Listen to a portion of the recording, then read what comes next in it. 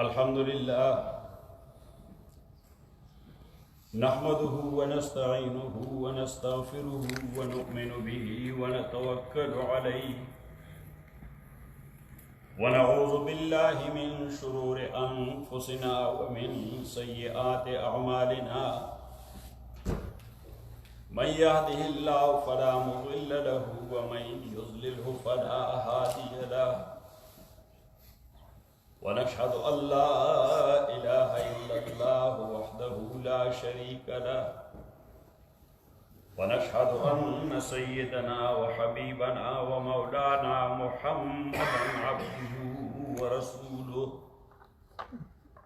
أما بعد فأعوذ بالله من الشيطان الرجيم بسم الله الرحمن الرحيم إن في خلق السماوات والأرض واختلاف الليل والنهار لآيات لأولي الألباب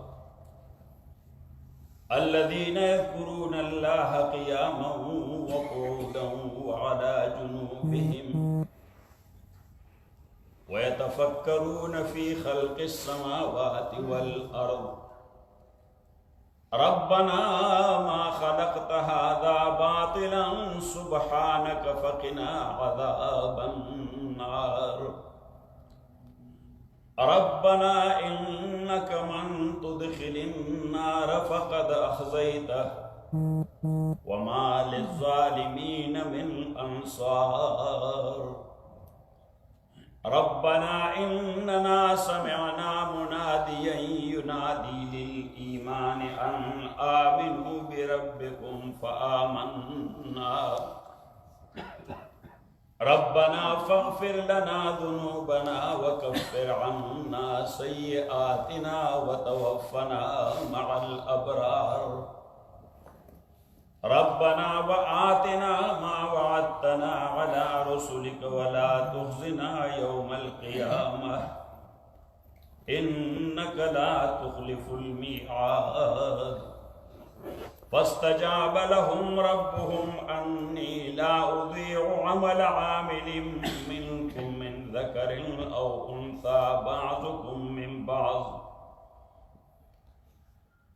فالذين هاجروا وأخرجوا من ديارهم وأوذوا في سبيلي وقاتلوا وقتلوا لأكفرن عنهم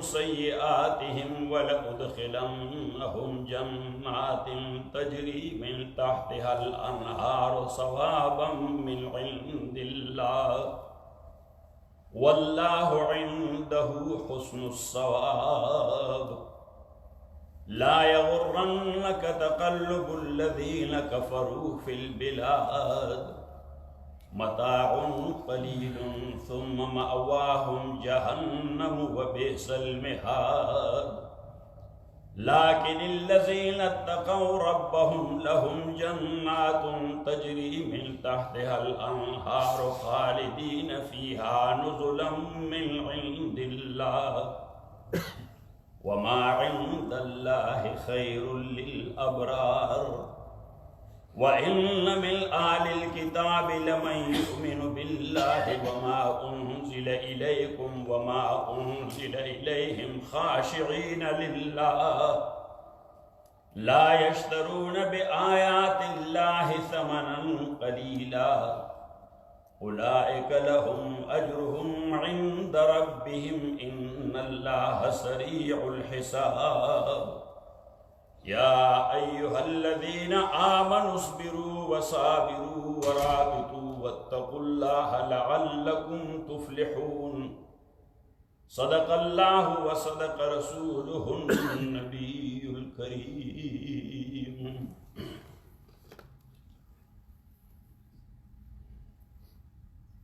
قابل احترام حضرات علماء کرام اور نہایت ہی قابل احترام بھائی اور بزرگوں،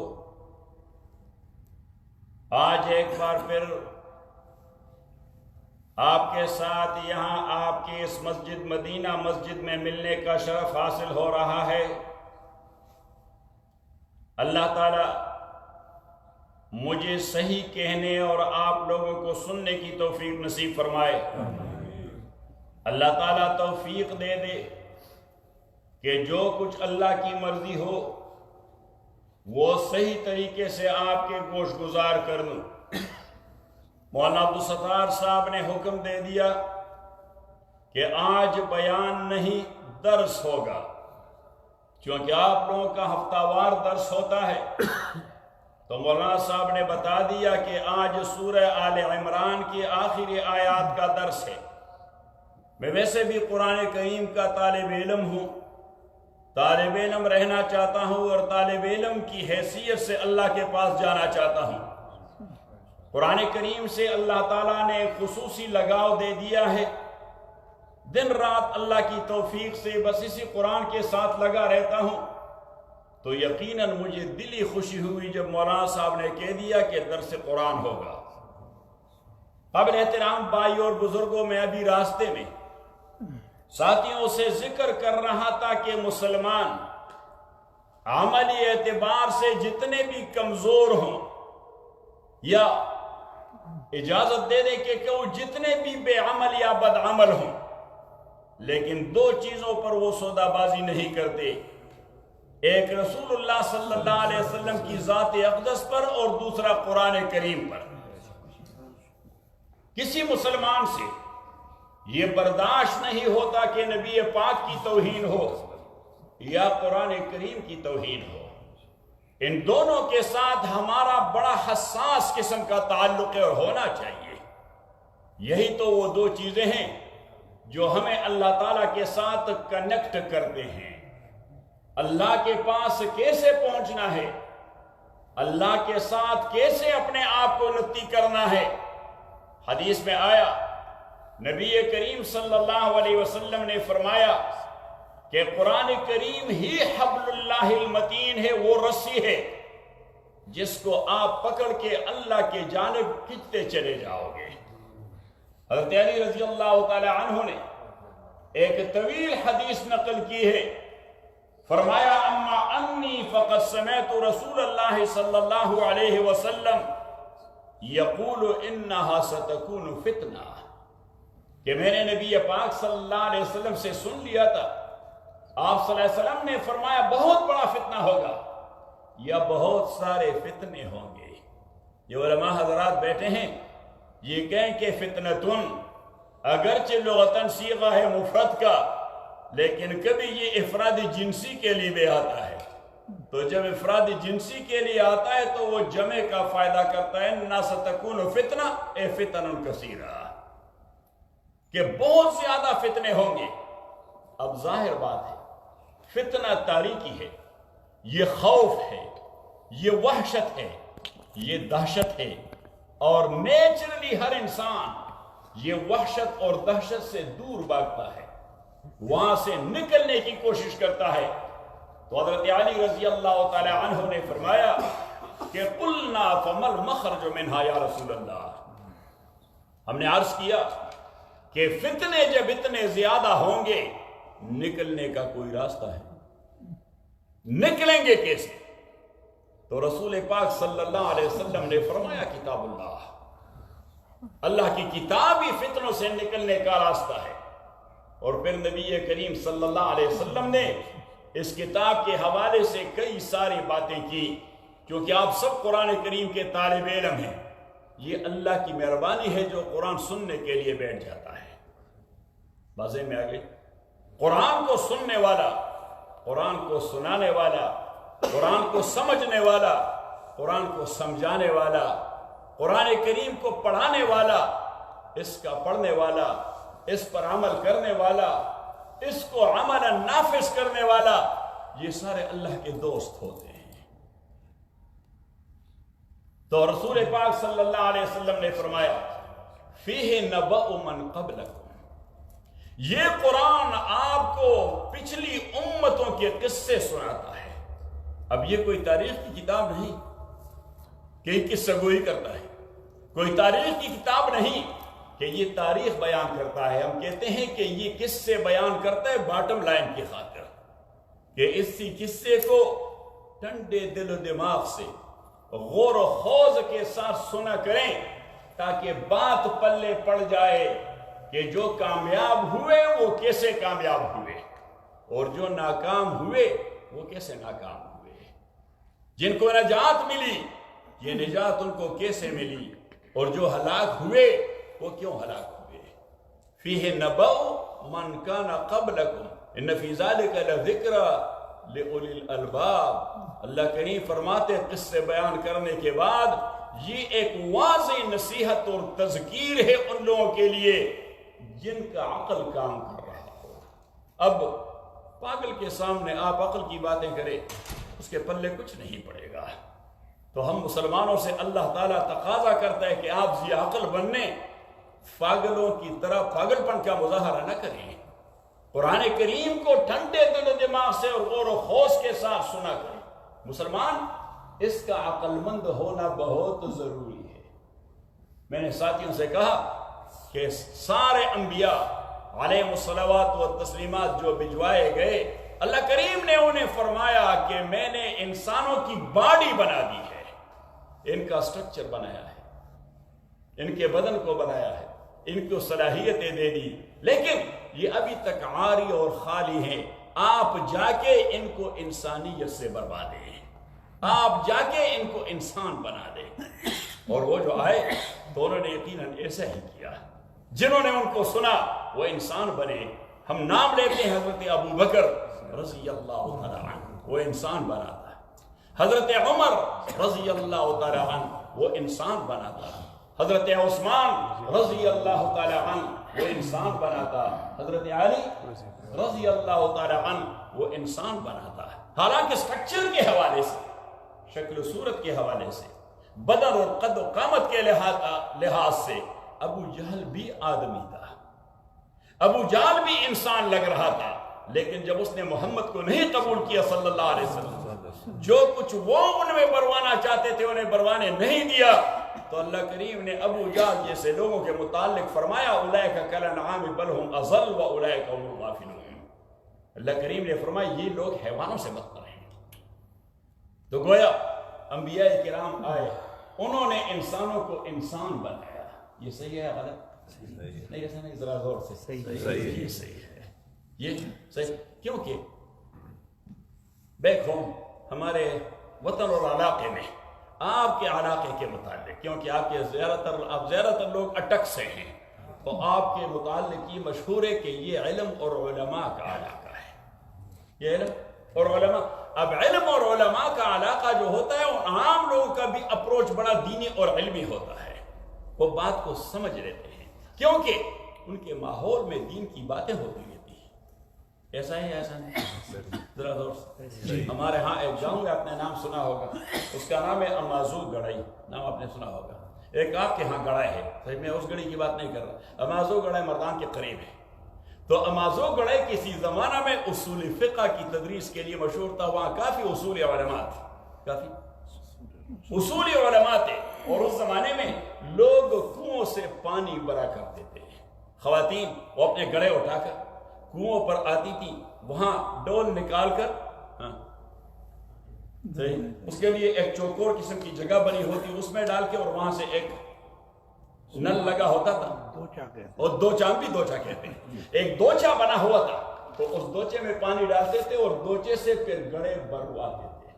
ایسا تھا، ذرا دور سے ایسا تھا۔ اب کنویں کا پانی کس کا ہے؟ اللہ کا، اور نبی کریم صلی اللہ علیہ وسلم نے فرمایا الناس شرکاء فی ثلاث، سارے انسان تین چیزوں میں اشتراک اور پارٹنرشپ رکھتے ہیں، فی الماء والکلأ والنار، پانی میں سارے لوگ شریک ہیں۔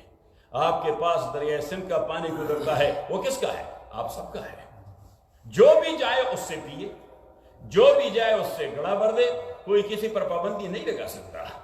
یہ عمومی پانی ہے، اس کو کہتے ہیں الانہار العامہ، عام دریا۔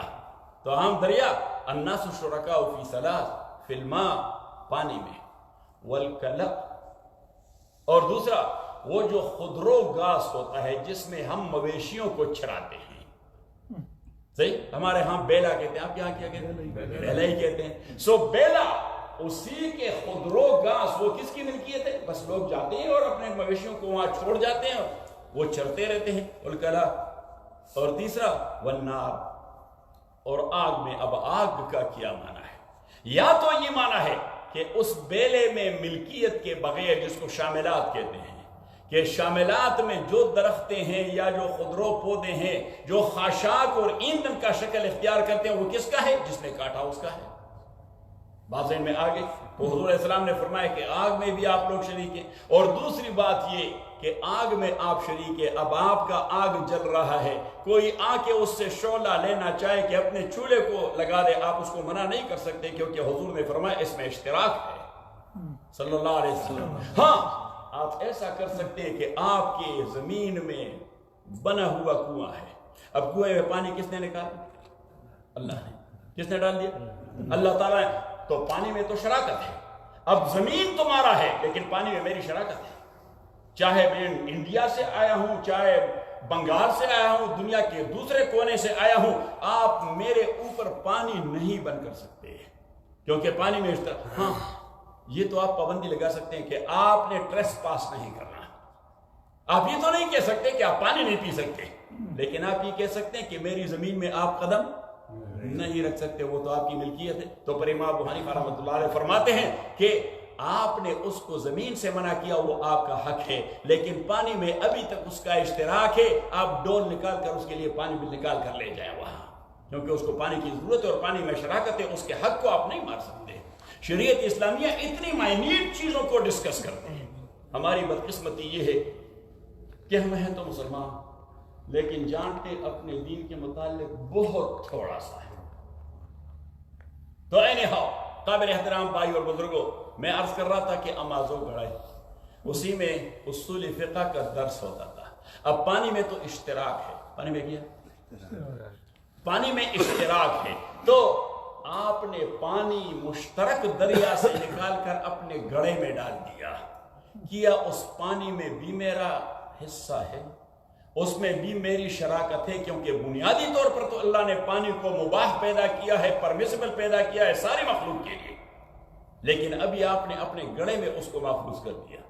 تو وہاں پہ ایک فقہی قاعدہ ہے کہ وَبِالْإِحْرَازِ تم ترک المباحات، کہ جب آپ مباح اور پرمیسیبل چیز کو آپ نے اپنی ملکیت میں محفوظ کر دیا تو پھر وہ آپ کی ملکیت بن گیا، پھر اسی میں شراکت باقی نہیں رہتی. دریا میں جتنے سارے فش ہوتے ہیں وہ کس کے ہیں؟ وہ سب کے ہیں. وہ کس کے ہیں؟ لیکن آپ نے جال ڈال دیا اور آپ نے فش پکڑ لیا. اب آپ نے فش پکڑ لیا، وہ آپ کی ملکیت بن گیا، تبھی تو آپ اسے فروخت کرتے ہیں. صحیح. ادروائز غور پشتی کے بازار میں یا بہبودی کے بازار میں یا کسی دوسرے بازار میں اگر مچھلی والا مچھلی لے آتا تو میں فوراً دعویٰ کر دیتا کہ مچھلی تو سارے انسانوں کے شریکے میں 10 لے جاتا ہوں. پھر تو ایک ہنگامہ ہو جاتا. بھائی یہ مچھلی مشترک تھی جب یہ پانی میں تھی، جب اس نے پکڑ کے اپنے ملک میں داخل کر دی، یہ اس کی پراپرٹی بن گئی. اب یہ جو اس کی پراپرٹی ہے، اس کی رضا کے بغیر آپ اس کو نہیں لے سکتے. تو قابل احترام بھائی اور بزرگوں، ایک خاتون آئی، اس نے ڈول نکالا کنویں سے. اب ڈول کہتے ہیں، بوقا کہتے ہیں، بوقا کہتے ہیں. اس نے بوقا نکالا، یعنی ہمارے پشتوں میں اور آپ کے ہندکوں میں بہت ساری باتیں شریک ہیں.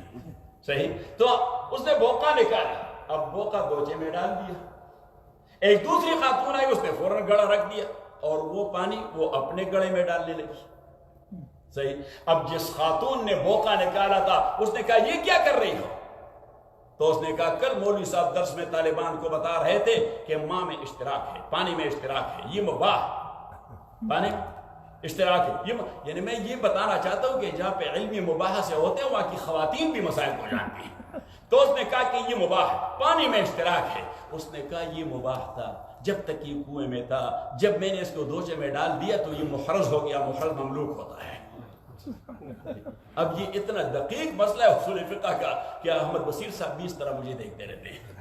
لیکن دیکھیے جہاں علمی مباح سے ہوتے ہیں تو وہاں کی خواتین بھی اس قسم کی ٹیکنیکل بات ہو تو آپ اٹک والے. اگر آپ نے پڑھا نہ بھی ہو تبھی بھی آپ کے ماحول میں دینی علوم کی درس و تدریس ہوا کرتی تھی. اس طرح تھا نہیں صحیح. اور آپ لوگ وہاں طلباء کو کھلاتے پلاتے رہے. ایک تمہارا علاقہ مشہور تھا, ایک ہمارا علاقہ مشہور تھا اس حوالے سے.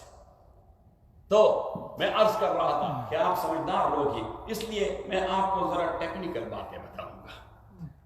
ہاں, اور جہاں بھی سمجھ نہ آئے مولوی عبدالستار صاحب تقاضا کریں گے کہ آپ پھر اس کو آپ انٹرپریٹ کریں, آپ پھر اس کو مشرح کر دیں. تو سیدنا علی رضی اللہ, آپ تنگ تو نہیں ہوں گے اگر نماز عشاء 10 بجے پڑھی جائے تو کیا صحیح ہے؟ ہاں, کیونکہ میں ہمیشہ ساتھیوں سے کہتا ہوں کہ میں جب بولنے شروع ہو جاؤ تو آف والا بٹن میں ڈیفیوز کر دیتا ہوں. ہاں ویکینڈ. تو قابل احترام بھائی اور بزرگوں, سیدنا علی رضی اللہ تعالیٰ نے فرمایا کہ نبی کریم علیہ السلام نے فرمایا بہت بڑے فتنے ہوں گے. قلنا فمل مخرج منہا یا رسول اللہ.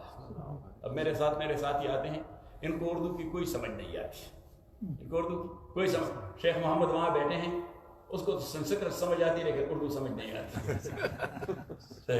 وہ تو عربی سمجھتا ہے یا پھر انگریزی سمجھتا ہے. یہ میرے ساتھ دوسرے نوجوان ہیں, ان میں سے کچھ ایسے ہیں کہ جو انگریزی تو سب سمجھتے ہیں صحیح, لیکن پھر یا پشتو سمجھتے ہیں یا کوئی تھوڑا بہت فارسی سمجھتے ہیں. اور ان میں 2-4 ہیں. ہاں البتہ اگر میں اسپینش میں لگا رہا تو طارق جان سامنے بیٹھے ہیں, یہ صرف اسپینش جانتا ہے. یہ پشتو جانتا ہے, انگریزی جانتا ہے, اسپینش جانتا ہے. ہمارے پاس جب کوئی اسپینش آ جاتا ہے اسلام قبول کرنے اور کوئی بات بتانے, تو ہم کہتے ہیں کہ وہ جو ہمارے حل مشکلات ہیں وہ کہاں ہیں, وہ لے آئے طارق جان تاکہ وہ ٹرانسلیٹ. ابھی بھی راستے میں ہم زور کی نماز ایک جگہ پڑھ رہے تھے ایک مسجد میں, تو دروازہ بند تھا, تو وہاں پہ کچھ لوگ کنسٹرکشن کا کام کر رہے تھے. کوئی تھا نہیں ادھر ادھر کہ بھائی دروازہ کہیں ہے تاکہ جا کے کچھ ساتھی وضو بنانا چاہتے تھے. میں نے کہا میں تو اس گراس میں پڑھوں گا کیونکہ میں تو صبح والے وضو پر ہوں صحیح, میں تو اتنا کھاتا پیتا نہیں تو اس لیے کوئی ضرورت بھی نہیں ہوتی صحیح. تو میں تو صبح والے وضو پر الحمدللہ عشاء پڑھ کے پھر انشاءاللہ اس کے بعد تقاضے پورے کریں گے. اس کے بعد تقاضے پورے تو ہاں آپ تقاضے تو جانتے ہیں نا, جماعت میں وقت لگاتے ہیں کہ نہیں. وہ ہمارے گاؤں کے ایک نوجوان تھے, اب عام زمیندار قسم کے نوجوان, وہ لوگوں کی مویشیاں چرانے کے لیے سہارا میں لے جائے گا. تو میں نے اسے کہا کہ آپ نے جماعت میں جانا ہے 3 دن کے لیے, کیونکہ میں نے ایک بار اس سے کہا کہ اب فلاں, اس نے کہا جی. میں نے کہا آپ نماز کیسے پڑھتے ہیں, تو اس نے شروع کر دیا. اب اس کی نماز کوئی غلط قسم کی تھی. میں نے کہا اب نہ مجھے اتنا ٹائم ہے کہ اس کے ساتھ بیٹھا کروں, جی تو نماز پابندی سے پڑھتا ہے اور غریب بندہ ہے, اس کی نمازیں ضائع ہو جاتی ہیں. میں نے کہا آپ جماعت میں, اس نے کہا وہ میرے مویشی جو لوگوں کے لے جاتا ہوں, میں مزدور آدمی ہوں. میں نے کہا اس کے لیے ہم انتظار کریں گے, اس کے لیے ہم انتظام کریں گے. تو میں نے محلے والوں سے کہہ دیا کہ بھائی یہ مویشیاں نہیں لے جائے گا, آپ لوگ 2-3 دن کے لیے اپنی مویشیوں کا انتظام کریں, یہ جماعت میں جائے گا. انہوں نے کہا ٹھیک ہے جی. تو وہ جماعت میں چلا گیا. واپس جب آ گیا میں اس سے کارگزاری سن رہا تھا. پہلے دن اس نے کہا قاضی صاحب اللہ تعالیٰ آپ کا بھلا کر دے, میری ساری نماز غلط تھی صحیح. تو میں نے کہا کہ اچھا ابھی تو انشاءاللہ صحیح ہو گئی. میں نے کہا کہ اچھا آپ کو کوئی تکلیف؟ تو اس نے کہا نہیں کوئی تکلیف نہیں تھی, سب کچھ ٹھیک ٹھاک تھا, اور وہاں کے لوگ اتنے اچھے تھے کہ وہاں پشتونوں کا علاقہ ہے آپ جیسا. ہاں, تو ایک زمانہ تو وہ تھا کہ مولانا الیاس رحمۃ اللہ نے پابندی لگائی تھی کہ کہیں کسی کی دعوت کو قبول نہیں کرنا, تو جماعت والے نہیں قبول کرتے تھے. پھر مولانا یوسف صاحب رحمۃ اللہ علیہ وہ جماعت کو پشتونوں کے علاقے میں لے آئے, اور خوش قسمتی یا بدقسمتی سے وہ ٹرائبل ایریا میں لے گئے, قبائلی علاقے میں. اب وہاں کے ملک صاحب نے دمبے ذبح کر دیے کہ بھائی دور سے علماء آئے ہیں, وہاں داڑھی والے سب کو علماء کہتے ہیں صحیح, کہ دور سے علماء آئے ہیں, ان کا احترام ہونا چاہیے, مہمان ہے. تو اس نے دمبے ذبح کر دیا اور روسٹ کر دیا اور باربیکیو کر دیا اور فلاں, اور ان سے کہا کہ بھائی آپ کھانا میرے ساتھ. انہوں نے کہا اصول کے خلاف ہے. نے کہا کون سے اصول؟ انہوں نے کہا کہ وہ ہمارے جماعت کے جو بانی ہیں مولانا الیاس رحمۃ اللہ علیہ, وہ کہتے ہیں کہ پہلے اگر کوئی آدمی وقت دینے کے لیے تیار ہو تو پھر آپ دعوت قبول کریں, تو آپ پہلے ہمارے ساتھ 40 دن کے لیے. اس نے کہا میرے ذمہ تو اتنے کام ہے, میں 40 منٹ نہیں دے سکتا, 40 دن. انہوں نے کہا پھر 10 دن دے رہے. اس نے کہا یہ بھی نہیں ہو سکتا. تو انہوں نے کہا کہ پھر 3 دن. اس نے کہا 3 دن بھی نہیں ہو سکتے, میں نہیں جا سکتا. اب تو انہوں نے کہا کہ پھر ہم معذرت کرتے ہیں, ہم دعوت قبول نہیں کریں گے. انہوں نے کہا اس کا معنی ہے کہ آپ لوگ ہمیں بغیر سمجھتے ہیں کہ آپ کھانا نہیں کھائیں گے, آپ نے کھانا کھانا ہے یا پھر گولی کھانی. بندوق والی گولی کھانی یا کھانا کھانا؟ اب انیس اللہ نے فرمایا تو پشتون نہیں تو سنگل بیرل لوگ ہیں. پشتون جو ہیں یہ کیسے ہیں؟ یہ سنگل بیرل لوگ ہیں. اس نے کہا کہ چلو پھر بعد میں فیصلہ کریں گے لیکن ابھی تو کھانا کھانا ہے, اپنے کو مروانا نہیں. صحیح. تو انہوں نے کھانا کھا لیا. پھر جماعت نے مشورہ کیا کہ پشتونوں کے علاقے میں جاؤ گے تو دعوت قبول کرنا ہے, اس کو رد نہیں کرنا, کیونکہ ان کا کلچر ہے, کیونکہ ان کی ثقافت ہے, یہ ان کی تہذیب ہے, اور کوئی قوم بھی اپنی ثقافت پہ سودا بازی نہیں کرتی. یہ ضروری ہے کہ ضروری نہیں؟ اپنے روایات پہ کوئی قوم بھی سودا بازی نہیں کرتی. تو قابل احترام بھائی اور بزرگوں, میں عرض یہ کر رہا تھا کہ حضرت علی رضی اللہ تعالیٰ نے فرمایا کہ فَمَا الْمَخْرَجُ مِنْهَا, نکلنے کا راستہ کیا ہوگا؟ تو حضور علیہ السلام نے فرمایا کتاب اللہ, اللہ کی کتاب, یہ نکلنے کا راستہ ہے. فِيهِ نَبَأُ مَنْ قَبْلَكُمْ, اس کتاب میں آپ سے پہلے گزرے ہوئے قوموں کی کہ قصے ہیں, اور اللہ ہمیں میسج دے رہا ہے. ونسٹن چرچل برطانیہ کے وزیر اعظم تھے, فلاسفر قسم کے آدمی تھے, تھنکر آدمی تھے, تھنکر آدمی تھے, فلاسفر آدمی تھے. تو اس نے ایک بار کہہ دیا کہ you must learn from the wrongdoing of others. Maybe you will not do it on your own in your own life, and then you will be too late. کہ آپ اوروں کی غلطیوں سے سبق لے لیں کہ فلاں نے ایسا کیا, نتیجہ کیا نکلا. اگر آپ اس کا انتظار کریں کہ میں خود یہ غلطی کروں گا اور تبھی مجھے سمجھ آئے گی, اس نے کہا اس وقت پھر آپ بہت لیٹ ہوں گے, پھر کوئی سبق نہیں لے سکیں گے, پھر تو آپ کا یا پانچا ہو جائے گا. تو یہ قصے اللہ بیان کرتا ہے, اس لیے بار بار کہتے ہیں نفی ذالک لآیات لقوم یعقلون لقوم یعلمون. اس میں درس ہیں, اس میں لیسنز ہیں, ان سے لیسنز کی لیا کرو. سورہ قمر میں اللہ کریم ان اقوام کا تذکرہ کرتا ہے کہ فلاں کے ساتھ میں نے یہ کیا, قوم نوح کے ساتھ یہ کیا, عاد کے ساتھ یہ کیا, کذب ثمود بالنذر, سمود کے ساتھ یہ کیا, قوم شعیب اور قوم لوط کے ساتھ یہ کیا. پھر مسلمانوں کو جو اہل مکہ ٹارچر کرتے رہے, وہ کافر اور مشرک بھی تھے, مسلمانوں کو بھی ٹارچر کرتے رہے, تو اللہ کریم نے ان کو کنسول کر دیا, تسلی دے دی. اب کفارکم خیر من اولئکم, یا سبحان اللہ, اکفارکم خیر من اولئکم, یہ جن کا میں نے ذکر کیا یہ آپ کے مکے اور سراؤنڈنگ کے کافر ان سے بہتر ہیں, ان کو سرخاب کے پر لگے ہوئے ہیں کہ میں ان کو نہیں ٹچ کروں گا. کریں گے وہی کچھ جو انہوں نے کیا تھا, ان کا بیڑا غرق کر دیا, ان کا بھی بیڑا غرق کر دوں گا. اللہ کریم, وہ ہمارے شیخ رحمۃ اللہ علیہ کبھی کبھار فرمایا کرتے تھے کہ اللہ کو اہل مکہ پہ غصہ آتا, پشتونوں کی طرح بولتا رہتا کہ کفارکم خیر من اولئکم, کیا یہ آپ کے کفار ان لوگوں سے بہتر ہیں, ام لہم براءۃ ام لکم براءۃ فی الزبر, یا ان کے لیے کوئی امیونٹی میں نے ڈگری کر دی ہے کہ ان کو میں کچھ نہیں کروں گا چاہے جو کچھ بھی کرنا چاہے. بازے میں آ گئی. تو یہ سارے قصے اللہ بیان ہی کرتے ہیں اس لیے کہ اس سے آپ لیسن لے لیں. وَلَن تَجِدَ لِسُنَّتِ اللَّهِ تَبْدِيلًا وَلَن تَجِدَ لِسُنَّتِ اللَّهِ تَحْوِيلًا. کیونکہ جو قانون ہے اللہ تعالیٰ کا کہ اس قسم کے ظالموں کو تباہ کرتا ہے, تو اللہ کریم فرماتے ہیں میں ابھی کبھی اپنا قانون تبدیل نہیں کرتا, میں کبھی اپنا قانون کسی سے پراتا نہیں کہ اس کو ایک موڑ دے لے اور یہاں سے نکال لیں. میں وہاں سے نہیں نکالتا, وہ سٹریٹ آ جاتا ہے جب وہی چیز ہو جاتی ہے جو پہلے والوں نے کی. وَلَن تَجِدَ لِسُنَّتِ اللَّهِ تَبْدِيلًا وَلَن تَجِدَ لِسُنَّتِ اللَّهِ تَحْوِيلًا. تبدیل کا معنی یہ ہے کہ the law has been changed in its origin. یہ بنیادی طور پر قانون تبدیل کیا گیا. اللہ کریم فرماتے میں یہ نہیں کرتا. وَلَن تَجِدَ لِسُنَّتِ اللَّهِ تَحْوِيلًا. اس کو ڈائیورشن نہیں دیں گے. اس کو اللہ کریم فرماتے ہیں کہ اس کو کوئی ڈائیورشن نہیں دے سکتا کہ قانون تو ہے لیکن مسٹر سو اور سو کو اپلیکیبل نہیں ہے. اللہ کریم فرماتے ہیں یہ بھی نہیں ہے, میرے لیے کوئی مسٹر سو سو نہیں ہوتا, میرے لیے سارے سو سو ہیں. وَلَن تَجِدَ لِسُنَّتِ اللَّهِ تَبْدِيلًا وَلَن تَجِدَ لِسُنَّتِ اللَّهِ تَحْوِيلًا. تو قابل احترام بھائی اور بزرگوں, میں عرض یہ کر رہا تھا کہ رسول پاک صلی اللہ علیہ وسلم نے فرمایا کہ فِيهِ نَبَأُ مَنْ قَبْلَكُمْ, اس قرآن میں خبر ہے ان کا جو آپ سے پہلے تھے. وَنَبَأُ مَا بَعْدَكُمْ, اور اس میں اطلاع ہے کہ آپ کو بعد میں کیا پیش آنے والا ہے۔ اب دنیا کا کوئی سائنس، کوئی ٹیکنالوجی آپ کو یہ نہیں بتا سکتے کہ آپ مریں گے تو پھر کیا ہوگا۔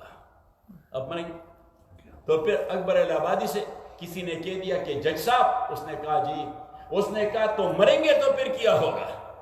وہ حضرت تھانوی کے مرید بھی تھے لیکن بڑے مزاحی تھے، اس کو لسان العصر کہتے ہیں کہ جج صاحب، وہ جج تھے، کہ جج صاحب مریں گے تو پھر کیا ہوگا؟ تو اس نے کہا کہ مرنے کے بعد کیا ہوگا؟ پلاؤ کھائیں گے احباب اور فاتحہ ہوگا۔ کہ مرنے کے بعد کیا ہوگا؟ پلاؤ کھائیں گے احباب۔ پتہ نہیں کہ آپ مردے کی سارے ثواب کے لیے پلاؤ پکاتے ہیں، جو کچھ بھی پکاتے ہیں۔ ہمارے ہاں تو بین سے ذبح کی جاتی ہیں اور دیگیں چڑھائی جاتی ہیں۔ اس طرح ہوتا ہے کہ نہیں ہوتا؟ آپ کے ہاں بھی ہوتا ہے؟ تمہارے ہاں بھی خیرات ہوتی ہے۔ تو اس نے کہا کہ کیا ہوگا؟ پلاؤ کھائیں گے احباب اور فاتحہ ہوگا۔ ایسا نہیں ہوتا، ایسا بالکل نہیں ہوتا۔ تو اب مرنے کے بعد کیا ہوگا یہ قرآن آپ کو بتلا دے گا کہ مرنے کے بعد کیا ہوگا۔ قبر میں کیا ہوگا یہ قرآن آپ کو بتلا دے گا۔ قبر کے بعد کیا ہوگا یہ بھی قرآن بتلا دے گا۔ حشر میں کیا ہوگا یہ بھی قرآن کریم وَنَبَأُ مَا بَعْدَكُمْ۔ اور نمبر 3 وَحُكْمُ مَا بَيْنِكُمْ، وَحُكْمُ مَا بَيْنِكُمْ۔ آپ کے درمیان جو ڈسپیوٹس، جو تنازعات، جو جھگڑے وہ ظاہر ہوں تو اس قرآن میں اس کے فیصلے موجود ہیں۔ وَحُكْمُ مَا بَيْنِكُمْ، اس قرآن کریم میں اس کے فیصلے موجود ہیں۔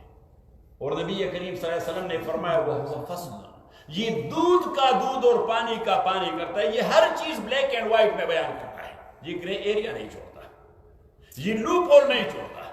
یہ بس کہتا ہے کہ وہ رات ہم بیٹھے تھے، ہمارے ایک ساتھی ہیں حاجی نسیم، نیک آدمی ہے اور بڑے کوالیفائڈ آدمی ہیں، تو وہ کل ہم جمعہ کی نماز کے بعد بیٹھے تھے۔ جمعہ کی نماز کے بعد مجلس لگ جاتی ہے، جس طرح ہمارے گاؤں میں نے تو یہاں بھی گاؤں کا ماحول برقرار رکھا ہوا ہے۔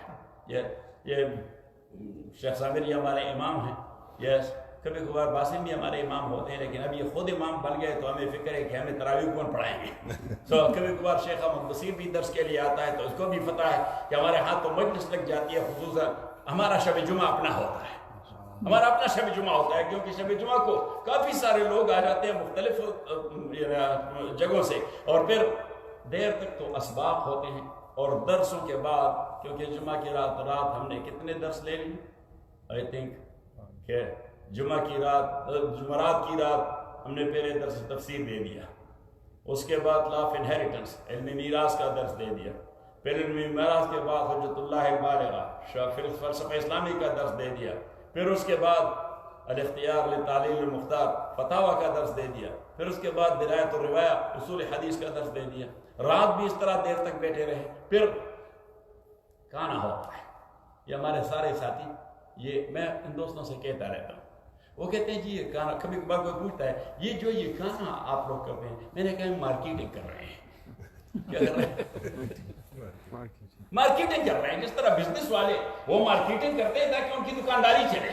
تو میں نے کہا ہم بھی مارکیٹنگ کرتے ہیں قرآن کے لیے، ہم بھی مارکیٹنگ کرتے ہیں حدیث کے لیے، کہ بھائی آئیں ہم کھانے کا بندوبست کریں گے لیکن اللہ والی بات سنیں، آئیں اللہ والی بات سنیں، رسول پاک صلی اللہ علیہ وسلم والی بات سنیں۔ اور میں تو کبھی کبھار درس میں کہا کرتا ہوں یہ نوجوان سارے تکے ماندے آتے ہیں، سارے کام والے لوگ ہیں، کوالیفائڈ لوگ ہیں، تعلیم یافتہ لوگ ہیں، صحیح، تو یہ اپنے جاب پہ جاتے ہیں، پھر جاب سے دوڑ کے درس کے لیے آتے ہیں، دیر تک یہ درس لیتے ہیں، پھر صبح سویرے پھر جاب کے لیے جاتے ہیں۔ تو میں ان سے کہتا ہوں کہ دیکھیے back home student he is thankful to his sheikh, back home وہاں طالب علم استاد کا شکر گزار ہوتا ہے کہ وہ مجھے پڑھاتا ہے۔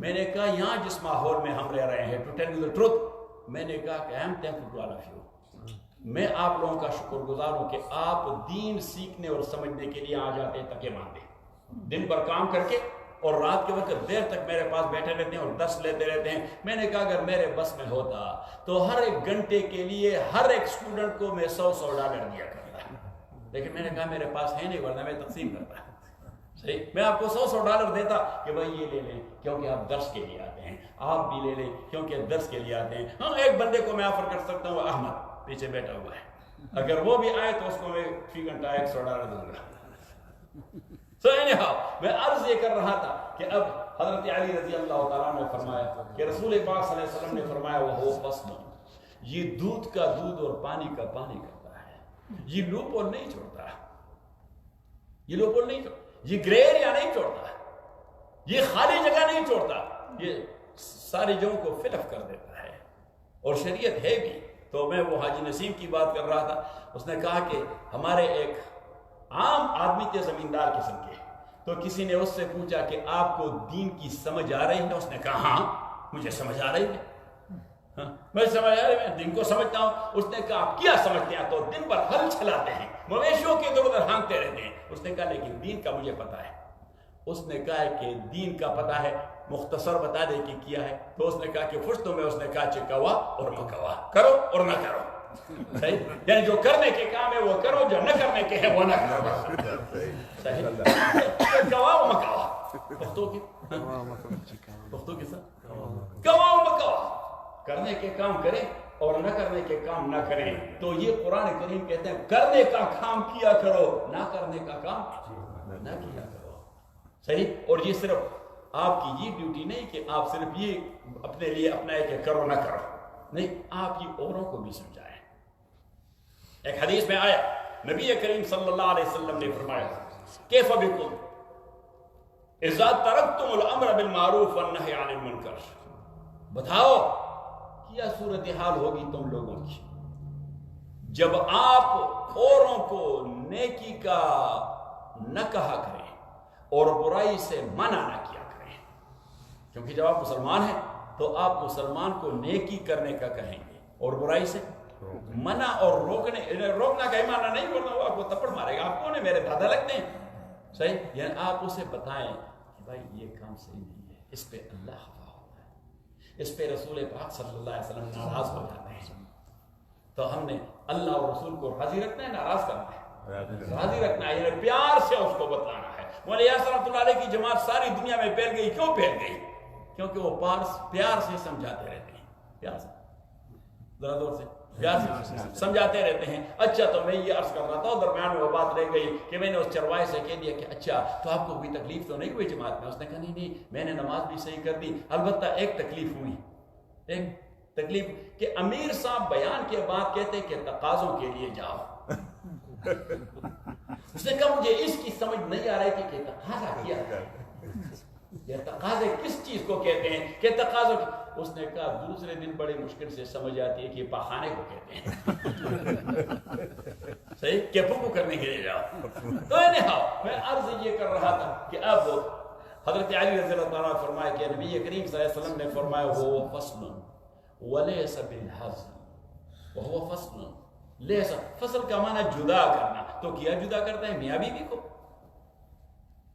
باپ بیٹے کو، ماں بیٹی کو نہیں، صحیح اور غلط کو، کالے اور سفید کو، بلیک اینڈ وائٹ کو علیحدہ کر دیتا ہے۔ تو حضور پاک صلی اللہ علیہ وسلم نے فرمایا کہ آپ خود بھی بلیک اینڈ وائٹ میں بات کیا کریں، آپ خود بلیک اینڈ وائٹ میں بات کیا کریں، آپ خود عمل بھی کریں بلیک اینڈ وائٹ کے طور پر کہ یہ کرنے کا ہے یہ نہ کرنے کا ہے۔ ہم اپنے تئیں کوئی ٹوسٹ کرتے رہتے ہیں، حتیٰ کہ مولوی بھی کوشش کرتا ہے کہ لوگ ناراض نہ ہو جائیں، تو وہ بھی کوئی اس سے سوال کرے اگر اب بھائی اسٹریٹ بات کریں کہ بس یہ دین ہے، اگر کرنا ہے تو کرو، نہ کرنا ہے تو نہ کرو، صحیح۔ میں کوئی آپ کا حکمران توڑا ہوں کہ آپ پہ امپوز کرتا ہوں؟ اب کبھی کبھار مجھے فون آتا ہے تو بندہ فون تو کرتا ہے فتویٰ لینے کے لیے، لیکن بیان شروع کرتا ہے فون پر تاکہ میری ذہن سازی کرے، کیونکہ ہم فتویٰ مانگتے ہیں موڑی سے فتویٰ، لیکن فتویٰ وہ مانگتے ہیں جو ہمارے مزاج کے مطابق ہو۔ تبھی ہم کوشش کرتے ہیں کہ پہلے سے اس کا ذہن بنا دے تاکہ اس کے منہ میں بات ڈال کر وہ لے لوں کہ مجھے تو قاضی صاحب نے بتا دیا ہے، صحیح۔ یہ اصل میں اپنے آپ کو دھوکہ دینا ہوتا ہے۔ تو میں اسے کہہ دیتا ہوں کہ دیکھیے بھائی آپ مجھے بات بتائیں، آپ سوال کیا کرنا چاہتے ہیں، صحیح، تو پھر میں نے کہا دیکھیے آپ فتویٰ مانگتے ہیں یا فتویٰ دینا چاہتے ہیں؟ تو اگر آپ فتویٰ دینا چاہتے ہیں تو میں نے تو آپ سے مانگا نہیں، صحیح، اور اگر آپ فتویٰ لینا چاہتے ہیں تو مجھے سوال کرو تاکہ میں جواب دے دوں۔ تو حضور علیہ السلام نے فرمایا کہ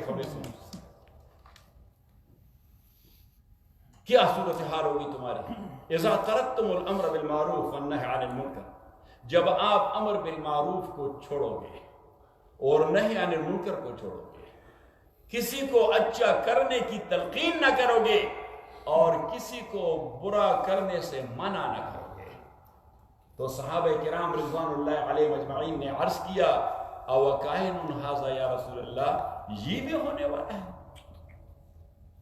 صحابہ کے زمانے میں کوئی برا کام کرے وہ روکے نہ، اس کا تصور ہو سکتا؟ تو انہوں نے کہا یہ بھی ہونے والا ہے۔ حضور علیہ السلام نے فرمایا واشد من ھذا، اس سے بھی زیادہ ہونے والا ہے۔ تو فرمایا وکیف بکم اذا امرتم بالمنکر وترکتم المعروف، کیا صورتحال ہوگی جب آپ منکر کو، برے کاموں کو پروموٹ کرو گے، جب آپ لوگوں کو برا کام کرنے کی دعوت دو گے اور اچھے کاموں سے منع کرو گے، اچھے کاموں سے منع کرو گے۔ تو انہوں نے کہا اوکائن ھذا یا رسول اللہ، یہ بھی ہونے والا ہے؟ تو حضور اسلام نے فرمایا اشد من ھذا، اس سے بھی زیادہ ہونے والا ہے۔ تو انہوں نے کہا کہ وہ جی کیا؟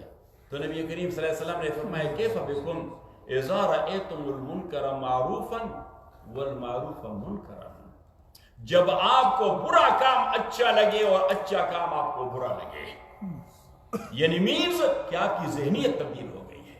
اب جو ذہنیت تبدیل ہو جائے تو اگر جسمانی اعتبار سے ذہن تبدیل ہو جائے، ہم کہتے ہیں پاگل ہے، اس کو سینیٹوریم لے جانا ہے۔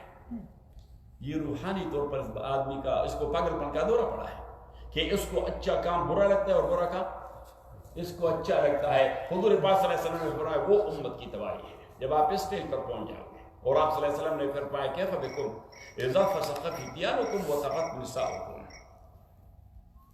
کہ کیا صورتحال ہوگی آپ جب آپ کے نوجوان فاسق ہو جائیں گے، جب آپ کے نوجوان گینگسٹر ہو جائیں گے، جب آپ کے نوجوان گمراہ ہو جائیں گے، جب آپ کے نوجوان بدماش ہو جائیں گے، جب آپ کے نوجوان ڈرگی ہو جائیں گے۔ اذا فسق فتیانکم وطغت نساؤکم، اور آپ کی خواتین باغی ہو جائے، وہ بات سننے کے لیے تیار نہ ہو۔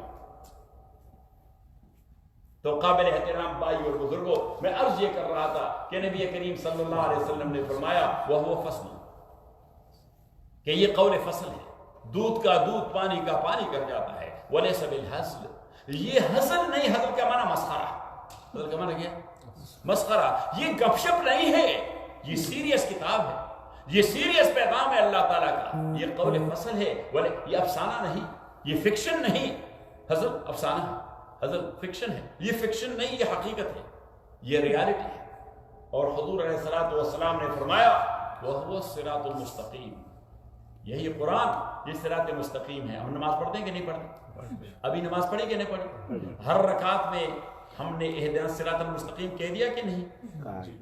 کیا مانگ رہے تھے کہ خداوندہ ہمیں صراط مستقیم پر لگا کے رکھ، صحیح، صراط مستقیم پر لگا کے رکھ۔ صراط المستقیم لٹرلی مانا تو یہ کہ خداوندہ ہمیں صراط مستقیم دکھا دے۔ تو آپ صراط مستقیم پر تو ہے، تبھی تو مولے بسرا کے پیچھے پڑے کھڑے ہیں، صحیح، جو نہیں صراط مستقیم پر وہ کھڑے ہوتے ہیں۔ تو اس لیے میں نے کہا کہ اسے لکھو کہ ثبتنا علی الصراط المستقیم، خداوند اس کے ساتھ لگا کے رکھے۔ ابھی تو نماز کے لیے آئے ہیں تو لگا کے رکھیں تاکہ عشاء کے لیے بھی آئے، لگا کے رکھیں تاکہ فجر کے لیے بھی آئے، لگا کے رکھیں تاکہ ظہر کے لیے بھی آئیں، لگا کے رکھیں تاکہ جھوٹ نہ بولیں، لگا کے رکھیں تاکہ دھوکہ نہ کریں، لگا کے رکھیں تاکہ فراڈ نہ کریں۔ کیونکہ ہم نمازیں بھی پڑھتے ہیں، روزے بھی رکھتے ہیں، حج اور عمرے کے لیے بھی جاتے ہیں، جھوٹ بولتے ہیں کہ نہیں بولتے؟ دھوکہ کرتے ہیں کہ نہیں کرتے؟ فراڈ اور چیٹنگ کرتے ہیں کہ نہیں کرتے؟ لوگوں کی سادگی سے فائدہ اٹھاتے ہیں کہ نہیں اٹھاتے؟ یہ تو ایسا ہے جس طرح ایک آدمی شوگر کے لیے انسولین بھی لیتا رہے اور ہپ ہپ کے جلیبی بھی کھاتا رہے اور گلاب جامن بھی کھاتا رہے، اس کی تو ذیابیطس اور ڈائبیٹک وہ کرانک ہو جائے گی، لا علاج ہو جائے گی، اس کے گردے ختم ہو جائیں گے۔ ایسا ہے کہ نہیں؟ کیوں؟ اس لیے کہ انسولین ایک چیز کرتا ہے اور سویٹ وہ دوسرا، تو ان کا آپس میں جھگڑا رہتا ہے، اور جھگڑا ہوتا ہے اندر والے میدان میں۔ اب اندر والے میدان میں دو پہلوان آپس میں لگے ہوئے ہیں، تو اندر والے میدان کا تو بیڑا غرق ہو گیا، آپ کی کڈنی کا بھی بیڑا غرق ہوگا، آپ کی دیگر اعضاء کا بھی بیڑا غرق، کیونکہ آپ نے دو پہلوانوں کو اپنے ساتھ مقابلے میں رکھا ہوا ہے۔ تو بعین ہی یہی مسئلہ ہے کہ آپ ایک جانب نماز روزے بھی کرتے ہیں، دوسری جانب پرہیز بھی نہیں کرتے، حالانکہ آپ کو تو معلوم ہے اردو میں ایک ضرب المثل ہے کہ پرہیز علاج سے بہتر ہے، پرہیز علاج سے بہتر ہے۔ Avoid violation of the rules of Allah, Allah کریم کے قانون، اس کے حدود کو پامال کرنے سے بچے رہو۔ ایک حدیث میں آیا، نبی کریم صلی اللہ علیہ وسلم سے ایک صحابی نے عرض کیا کہ یا رسول اللہ مسلمان ہے الحمدللہ، لیکن مسلمان سے زنا ہوتا ہے؟ حضور پاک نے فرمایا کمزور ہی انسان، خواہشات ہیں، زنا ہو جاتا ہے۔ تو انہوں نے کہا کہ مسلمان چوری کرتا ہے؟ حضور علیہ السلام فرماتے ہیں کمزور ہے، کبھی اس سے چوری بھی ہو جاتی ہے۔ تو پھر آپ صلی اللہ علیہ وسلم نے تیسری بات اس صحابی نے پوچھ لیا کہ مسلمان جھوٹ بولتا ہے؟ تو نبی کریم صلی اللہ علیہ وسلم نے فرمایا جھوٹ نہیں بولتا۔ یعنی دیکھیے اسلام کے ساتھ مکمل اس کا تضاد ہے جھوٹ بولنے کا، کہ وہ جھوٹ بالکل نہیں بولتا۔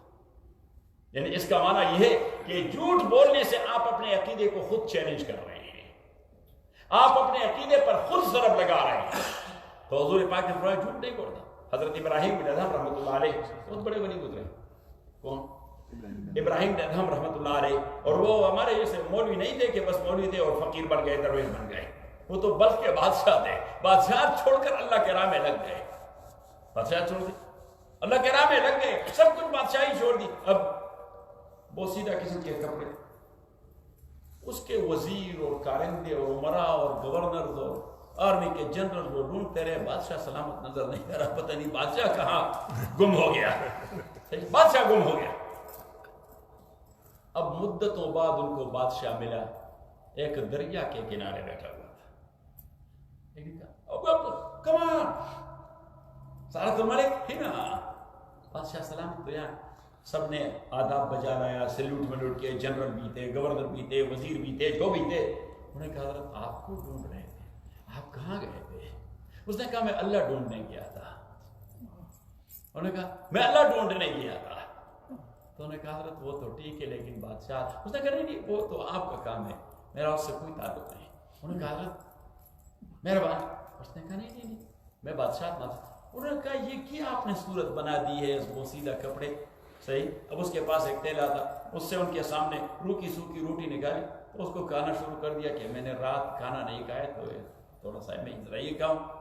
اب وہ کہہ رہے تھے یہ تو پتہ نہیں کس وقت کی روٹی ہے، حضرت اعظم کے زمانے کی بچی ہوئی، اصحاب کاف والے کچھ روٹی کے ٹکڑے بچے ہوئے کہ یہ حضرت بادشاہی اور یہ، انہوں نے کہا بھائی وہ بادشاہی نہیں ہے جو ہے یہ بادشاہی ہے۔ اب ایک وزیر صاحب ذرا لوز ٹیمپر کا، اس نے کہا یہ کیا بادشاہی ہے، یہ اپنے حالت کو دے۔ ابراہیم رحمۃ اللہ علیہ نے اپنے گدڑی سے ایک سوئی نکال دی، اس طرح دریا میں پھینک دی، دریا پھینک دی، اور پھر کہہ دیا کہ او دریا کے مچھلیوں، ابراہیم اپنا سوئی چاہتا ہے۔ اب کئی ایک مچھلیاں وہ کنارے پہ آ گئی، کسی کے منہ میں کورل ہے، کسی کے منہ میں پرل ہے، کسی کے منہ میں سونے کا کوئی ٹکڑا ہے، یعنی قیمتی چیزیں، صحیح، اور اس طرح کر رہے ہیں۔ تو ابراہیم رحمۃ اللہ نے فرمایا واپس جاؤ، مجھے میری سوئی چاہیے۔ تو اتنے میں ایک فش آ گیا، اس کی سوئی اٹھا کے اسے دے دیا۔ انہوں نے کہا تو تمہارے لیے دعا کریں، کیونکہ ہم تو کرامات کے پیچھے لگے رہتے ہیں نا، ہم بندے کو تب بندہ، اس نے جو مجھے دم کیا بس سر درد چلا گیا۔ ہم ایسے مولوی کو چاہتے ہیں، جو مولوی آپ کو حرام سے اور ناروا سے منع کرتا ہے بس لگا رہتا ہے، اس طرح کے اس طرح نہیں۔ میں صحیح بولتا ہوں یا غلط، اگر غلط بولتا ہوں تو ابھی ختم کر دیتا ہوں۔ تو قابل احترام بھائی اور بزرگوں، میں عرض یہ کر رہا تھا کہ حضرت علی رضی اللہ تعالیٰ عنہ، حضور علیہ الصلوۃ والسلام نے فرمایا وَهُوَ الصِّرَاطُ الْمُسْتَقِيمُ، یہ صراط مستقیم ہے، اهدنا الصراط المستقیم بار بار کہتے ہیں، تو ہم کہتے ہیں کہ معنی یہ ہے کہ ثبتنا علی الصراط المستقیم، ہمیں صراط مستقیم کے ساتھ لگا کے رکھ، کیونکہ ابھی تو مغرب میں آپ ہدایت پہ تھے کہ نماز پڑھ رہے تھے. کیا آپ کو پتا ہے کہ عشاء تک بھی آپ ہدایت پہ رہیں گے؟ یہ سب کچھ تو اللہ کے ہاتھ میں ہے. قدم قدم پہ خطرے ہیں. ابن مسعود رضی اللہ تعالیٰ نے حدیث نقل کی ہے، فرمایا کہ خط لنا رسول اللہ صلی اللہ علیہ وسلم خطا. حضور علیہ الصلوۃ و بغرضت ہی آپ صلی اللہ علیہ وسلم کے ہاتھ میں ایک لاٹھی سی تھی جس کے نیچے ایک سٹیل والا وہ ذرا شارپ قسم کا، آپ اس کو سام کہتے ہیں، وہ سام اس کے ساتھ لگا ہوا تھا. تو اس سے ایک سیدھا لائن آپ صلی اللہ علیہ وسلم نے کھینچ لیا اور پھر اس کے دائیں بائیں ٹیڑھے میڑھے کئی سارے لکیریں کھینچی. ثم قرأ وَأَنَّ هَذَا صِرَاطِي مُسْتَقِيمًا فَاتَّبِعُوهُ وَلَا تَتَّبِعُوا السُّبُلَ فَتَفَرَّقَ بِكُمْ عَنْ سَبِيلِهِ. پھر قرآن کریم کی یہ آیت پڑھی اس سیدھے لکیر کو اشارہ کرتے ہوئے کہ یہ ہے میرا راستہ جو سیدھا جاتا ہے. اور پھر وَلَا تَتَّبِعُوا السُّبُلَ، یہ دائیں بائیں جو لکیریں ہیں یہ سارے ٹیڑھے پیڑے راستے ہیں، تو ان کو نہ لیا کرو. صراط مستقیم سے کہیں ایگزٹ نہ لیا کرو. ایگزٹ لوگے تو اتنا دور لے جائے گا آپ کو کہ واپس یو ٹرن نہیں لے سکو گے. وَلَا تَتَّبِعُوا السُّبُلَ فَتَفَرَّقَ بِكُمْ عَنْ سَبِيلِهِ. تو حضور پاک نے فرمایا اب وہ صراط مستقیم آپ کے سامنے کہ یہ قرآن ہے، وہ الصراط المستقیم، یہی صراط مستقیم ہے، وہ حبل اللہ المتین. میں یہ اس بات پہ آپ کو لانا چاہتا تھا. میں نے کہا کہ یہ رسی ہے. آپ لوگوں نے کبھی وہ کلائمبنگ والے لوگوں کو دیکھا ہے جو کلائمبنگ کرتے ہیں پہاڑوں پہ؟ صحیح، بڑے سیدھے پہاڑ جو ہوتے ہیں تو اس پر رسی ڈال دیتے ہیں، یہ وہاں کسی چیز کے ساتھ ٹانک دیتے ہیں، دوسری جانب کسی چیز کے ساتھ ٹانک دیتے ہیں سخت، اور پھر اسی کو پکڑ کے اوپر چڑھتے ہیں کہ نہیں چڑھتے رسی کے زور سے. تو حضور علیہ السلام نے فرمایا کہ قرآن کریم یہ وہ مضبوط رسی ہے جس کا دوسرا سرا اللہ کے پاس ہے. صحیح. اور فرمایا یہ نہیں فرمایا وہ حبل اللہ شدید، کیونکہ شدید میں رفنس ہوتا ہے، وہ آپ کے ہاتھ میں چھالے پڑیں گے. اگر آپ دیر تک اس کو زور لگائیں تو آپ کے ہاتھ زخمی ہو جائیں گے. فرمایا وہ حبل اللہ متین. متین اصل میں وہ سافٹ لوف ہے کہ آپ پکڑے تو روئی جیسا لگتا ہے، لیکن مضبوط اتنا ہے کہ آپ اس کے ساتھ لٹکتے رہیں وہ ٹوٹتا نہیں. تو فرمایا حبل اللہ المتین، یہ اللہ کی ایک مضبوط لیکن صاف رسی ہے. آپ اس پر زور لگاؤ گے تو اوپر چڑھتے جاؤ گے، اللہ کی طرف چڑھتے جاؤ گے. اور فرمایا وہ ذکر الحکیم، یہ اللہ کی طرف سے وہ ریمائنڈر ہے، وہ ایڈمونیشن ہے، وہ تذکیر ہے، وہ نصیحت ہے، وہ واعظ ہے جو حکمت سے بری ہوئی ہے، جو دانائی کی باتوں سے بری ہوئی ہے. اور نبی کریم صلی اللہ علیہ وسلم نے مزید فرمایا وہ الذی لا تلتبس بہ الالسنہ،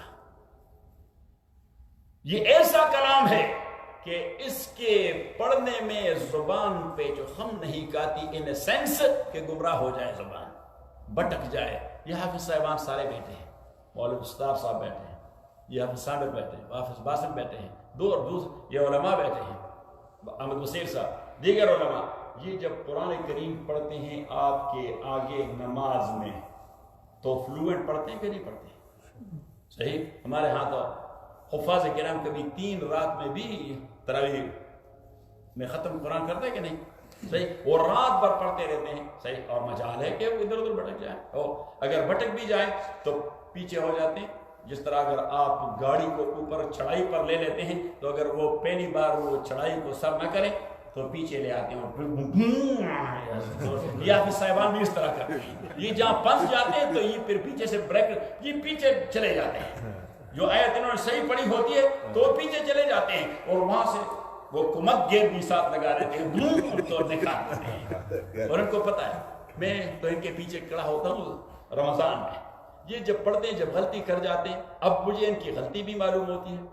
صحیح ہے، نمبر 1. اور نمبر 2، میں اس کو تسلیم، لیکن میں فتح نہیں دیتا. کبھی کبھار جب 2-3 بار آپ سامنے غلطی کریں پھر اس کو فتح دے دیتا ہوں، حالانکہ میں نے قرآن کریم کبھی یاد نہیں کیا، بس مجھے تو ویسے یاد ہو جاتا ہے کیونکہ وہ دن رات اس کے ساتھ لگا رہتا ہوں تو آٹومیٹکلی غیر ارادی طور پر حفظ ہو گیا ہے. حالانکہ مجھے تو یہ پتہ نہیں ہوتا کہ میں کہاں سے پڑھ رہا ہوں، لیکن شروع کر دیتا ہوں بس وہاں سے پڑھ جاتا ہوں. لیکن میں فتح نہیں دیتا زیادہ تر. میں کہتا ہوں کہ یہ فتح دینے سے حافظ صاحب کبھی کبھار وہ سہم جاتا ہے. صحیح. تو جو کچھ اس کو آگے یاد ہے وہ بھی بھول جاتا ہے.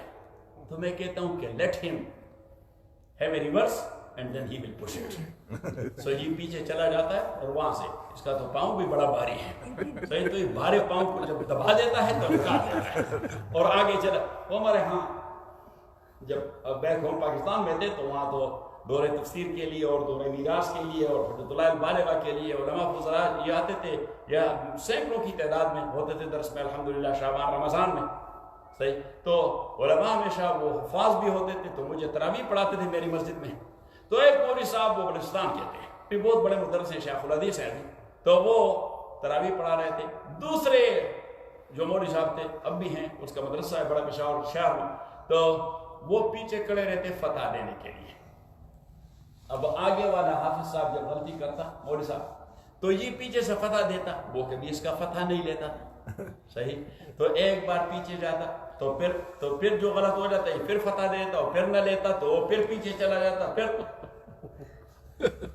تو میں نے تراویح کے بعد اسے کہہ دیا, اس کا نام لے کے, مولوی فلان آپ عجیب آدمی ہیں, آپ جو غلطی کر جاتے ہیں اور یہ مولوی صاحب کو فتح دے دیتا ہے, تو یہ آپ اس کا فتح کیوں نہیں لیتے, بار بار پیچھے جاتے ہیں. اس نے کہا خواجہ صاحب اصل بات یہ ہے کہ یہ میں پیچھے جو جاتا ہوں مجھے احساس ہوتا ہے کہ میں غلط کرتا ہوں. یہ پیچھے جاتا ہے اس لیے کہ مجھے, ہاں آپ کو احساس ہوتا ہے کہ نہیں کہ آپ نے غلط پڑھ لیا, اس لیے تو پیچھے جاتے ہیں صحیح. تو پیچھے جاتا ہوں اس لیے کہ مجھے احساس ہوتا ہے کہ میں نے غلط پڑھ دیا. تو میں نے کہا پھر اس کا فتح, اس نے کہا کہ یہ مولوی صاحب مجھے جو فتح دے دیتا ہے اگر وہ میں لے لوں تو پھر مجھے نکلنے کا کوئی راستہ معلوم نہیں کہ کہاں جاؤں ابھی, کیونکہ یہ مجھے ایک صورت سے جم کروا کے دوسرے پہ لے جاتا ہے. متشابہات ہوتے ہیں. تو اس نے کہا کہ میں کہتا ہوں کہ چلو خود اپنے تئیں محنت کرو, پیچھے جاؤں گا تو نکال دوں گا. تو حضور علیہ السلام نے فرمایا وہ حبل اللہ المتین وہو الذکر الحکیم, اور نبی کریم نے فرمایا والذی لا تلتبس بالالسنہ, اس پہ زبانیں گڈمڈ نہیں ہوتی. یہ جو علماء کرام حفاظ کرام جب پڑھتے ہیں قرآن کریم, یہ کبھی کبھار اس میں فارسی بھی شروع کر دیتے ہیں, یہ نہیں شروع کرتے. قرآن کا کمال ہے وَهُوَ الَّذِي لَا تَلْتَبِسُ بِهِ الْأَلْسِنَةُ, اور حضور پاک صلی اللہ علیہ وسلم نے فرمایا وَهُوَ الَّذِي لَا تَزِيغُ بِهِ الْأَهْوَاءُ وَلَا يَشْبَعُ مِنْهُ الْعُلَمَاءُ وَلَا يَخْلَقُ بِكَثْرَةِ الرَّدِّ. یہ قرآن کریم کے معجزات ہیں. حضور پاک صلی اللہ علیہ وسلم نے فرمایا وَهُوَ الَّذِي لَا تَزِيغُ بِهِ الْأَهْوَاءُ, اہل خواہش کیا گندے خواہشات رکھنے والے بدطینت لوگ, وہ اگر اس میں کجی کجروی اور ٹیڑھا پن پیدا کرنے کی کوشش بھی کریں وہ کبھی کامیاب نہیں ہوں گے. 1500 سال سے لے کر آج تک دنیا میں قرآن کریم کے دشمن ہوتے کہ نہیں ہوتے. وہ ایک جلا رہا تھا, ایک ہیرو بندے نے اس پہ جمپ کر دیا, اللہ اس کو جزائے خیر دے دے. اور اچھا ہوا کہ وہ ناروے حکومت کے بے ہوش ٹھکانے لگ گئے کہ تو پتہ نہیں کتنا بڑا فتنہ پیدا ہو جائے گا, تو انہوں نے قانون بنا دیا کہ آج کے بعد کسی کے مذہب کے ٹٹے نہیں اڑانے. یہ قابل مواخذہ جرم ہے, گرفتاری ہوگی اور جیل میں ہوگی. تو اینی ہاؤ وَهُوَ الَّذِي لَا تَزِيغُ بِهِ الْأَهْوَاءُ, دشمن ہوتے ہیں, وہ پلاننگ بھی کرتے ہیں کہ اس قرآن کریم کو کیسے چینج کریں, قرآن کریم کو اس میں کیسی تبدیلی لے آئے اپنی مرضی کے مطابق. لیکن حضور پاک صلی اللہ علیہ وسلم نے ضمانت دے دی کوئی اہل خواہش اس قسم کے چینج لانے میں کبھی کامیاب نہیں ہوگا, کبھی کامیاب نہیں. آپ ٹیسٹ کریں, نماز میں آپ کھڑے ہو جائیں صحیح, اور شروع کریں الحمدللہ رب العالمین, اور پھر الف لام میم ذالک الکتاب اولئک علی ھدی من ربہم, تو پیچھے سے دو چار عام لوگ یا ایون چھوٹے بچے وہ بھی آپ کو آواز دیں گے ذالک الکتاب لا ریب فیہ ھدی للمتقین الذین یؤمنون بالغیب ویقیمون الصلاۃ ومما رزقناہم ينفقون. تو حضور پاک صلی اللہ علیہ وسلم نے فرمایا کہ وَهُوَ الَّذِي لَا تَزِيغُ بِهِ الْأَهْوَاءُ وَلَا تَلْتَبِسُ بِهِ الْأَلْسِنَةُ وَلَا يَشْبَعُ مِنْهُ الْعُلَمَاءُ. رسول پاک صلی اللہ علیہ وسلم نے فرمایا کہ علماء کرام اس سے سیر نہیں ہوتے, اس میں جتنے سیر کرتے ہیں تو اتنی ان کو مزید انگزائٹی پیدا ہو جاتی ہے, وہ مزید اس میں آگے جانے کی کوشش کرتے ہیں, یعنی وہ ایڈکٹ ہو جاتے ہیں. وہ کیا ہو جاتے ہیں؟ قرآن کریم کے مطالعے کے ایڈکٹ ہو جاتے ہیں. الحمدللہ الحمدللہ ثم الحمدللہ. میں نے اس کی ایک تفصیل لکھی پشتوں میں, کوئی 6 جلدوں میں ہوں گی. ایک اردو میں لکھی وہ بھی 6 جلدوں میں ہوگی, ایک عربی میں لکھی وہ بھی 6 جلدوں میں ہوگی. پھر علماء نے کہہ دیا کہ ربط کی صورت سے ایک تفسیر ہونی چاہیے. پھر ایک چوتھی تفسیر لکھی ربط الآیات والسور میں, ربط الآیات والسور میں اللہ علی والدرر فی ربط الآیات والسور. پھر انہوں نے کہا اس کے نحو اور صرف اور بلاغت کے حوالے سے تبھی شروع کر دیا ہے اس کے صرف القرآن و نحوہ و بلاغتہ, گرامر, کیا قرآن کریم کی گرامر کیا ہے. حالانکہ گرامر بعد میں آیا, قرآن پہلے آیا تھا. زبان کے لیے گرامر بعد میں ہو گیا. کس نے لکھا؟ سب سے پہلے تو حضرت علی رضی اللہ تعالیٰ ابو الاسود الدؤلی سے کہہ دیا کہ عربی کے گرامر کے کچھ قواعد ہونے چاہیے. تو ابو الاسود نے کچھ قواعد لکھ لیے. وہ کہتے میں آ گیا, میں نے حضرت علی کے سامنے لکھ لیا. اس نے کہا یہ جو آپ نے حروف مشبہ بالفعل لکھے ہیں, حروف مشبہ بالفعل لکھے ہیں, اس میں ایک لیکن وہ آپ مس کر چکے ہیں. اس نے کہا اچھا جی یہ 6 ہیں, ٹھیک ہے 6. تو اس نے کہا کہ میں لکھتا رہا گرامر کے قواعد, حضرت علی سے تصحیح کرواتا رہا. حضرت علی سے بتائیں, ہاں تصحیح کروا رہا تھا. سو anyhow میں عرض یہ کر رہا تھا کہ اب یہ ایک چیز ہے جو آپ کو ایک بار لگ جاتی ہے. اللہ کریم ہمیں قرآن سنت کے ساتھ لگائے رکھے, ہمیں ایڈکٹ کرے قرآن سنت کی, ہمیں ایڈکٹ کرے دین اور شریعت کے, تاکہ یہ آپ کا دوسرا مزاج اور دوسری طبیعت بن جائے. تو عرض یہ کر رہا تھا کہ حضور پاک صلی اللہ علیہ وسلم نے فرمایا وَلَا يَشْبَعُ مِنْهُ الْعُلَمَاءُ, علماء اس سے سیر نہیں ہوتے. اور فرمایا وَهُوَ الَّذِي اذا سمعته الجن فقالوا انا سمعنا قرانا عجبا يهدي الى الرشد فآمنا به. کہ یہ قرآن جو رسول پاک صلی اللہ علیہ وسلم سے جنات نے سن لیا, جو رسول پاک سے جنات نے سن لیا. علامہ شبلی رحمہ اللہ 7ویں صدی کے ایک بہت بڑے عالم گزرے ہیں. ایک ہے مولانا شبلی نعمانی, وہ تو قریب کے گزرے ہیں, گزشتہ صدی صحیح. اور ایک کیا علامہ شبلی رحمۃ اللہ علیہ, وہ 7ویں صدی ہجری میں وفات پا چکے ہیں. اس نے ایک کتاب لکھی ہے بڑی پیاری جنات کے حوالے سے, احکام المرجان فی احکام الجان. تم نے دیکھی؟ یہ لے لیں خرید, احکام المرجان فی احکام الجان. تو اس نے وہاں پہ حدیث کی روشنی میں نقل کر دیا ہے کہ 6 بار لیلۃ الجن ہوا ہے, یعنی 6 راتیں ایسی تھی کہ نبی کریم صلی اللہ علیہ وسلم نے اپنی دعوت خالص جنات کو دی. کس کو دے دی؟ خالد جنات کو. اور 2 مواقع پر عبداللہ ابن مسعود رضی اللہ تعالیٰ فرماتے ہیں کہ میں آپ صلی اللہ علیہ وسلم کے ساتھ تھا. عشاء کو دیر سے میں آیا مسجد میں, تو دیکھا نبی کریم صلی اللہ علیہ وسلم تشریف فرما, تو میں نے سلام کیا. اس نے کہا ابن ام عبد. میں نے کہا جی حضرت. نے کہا آئیں.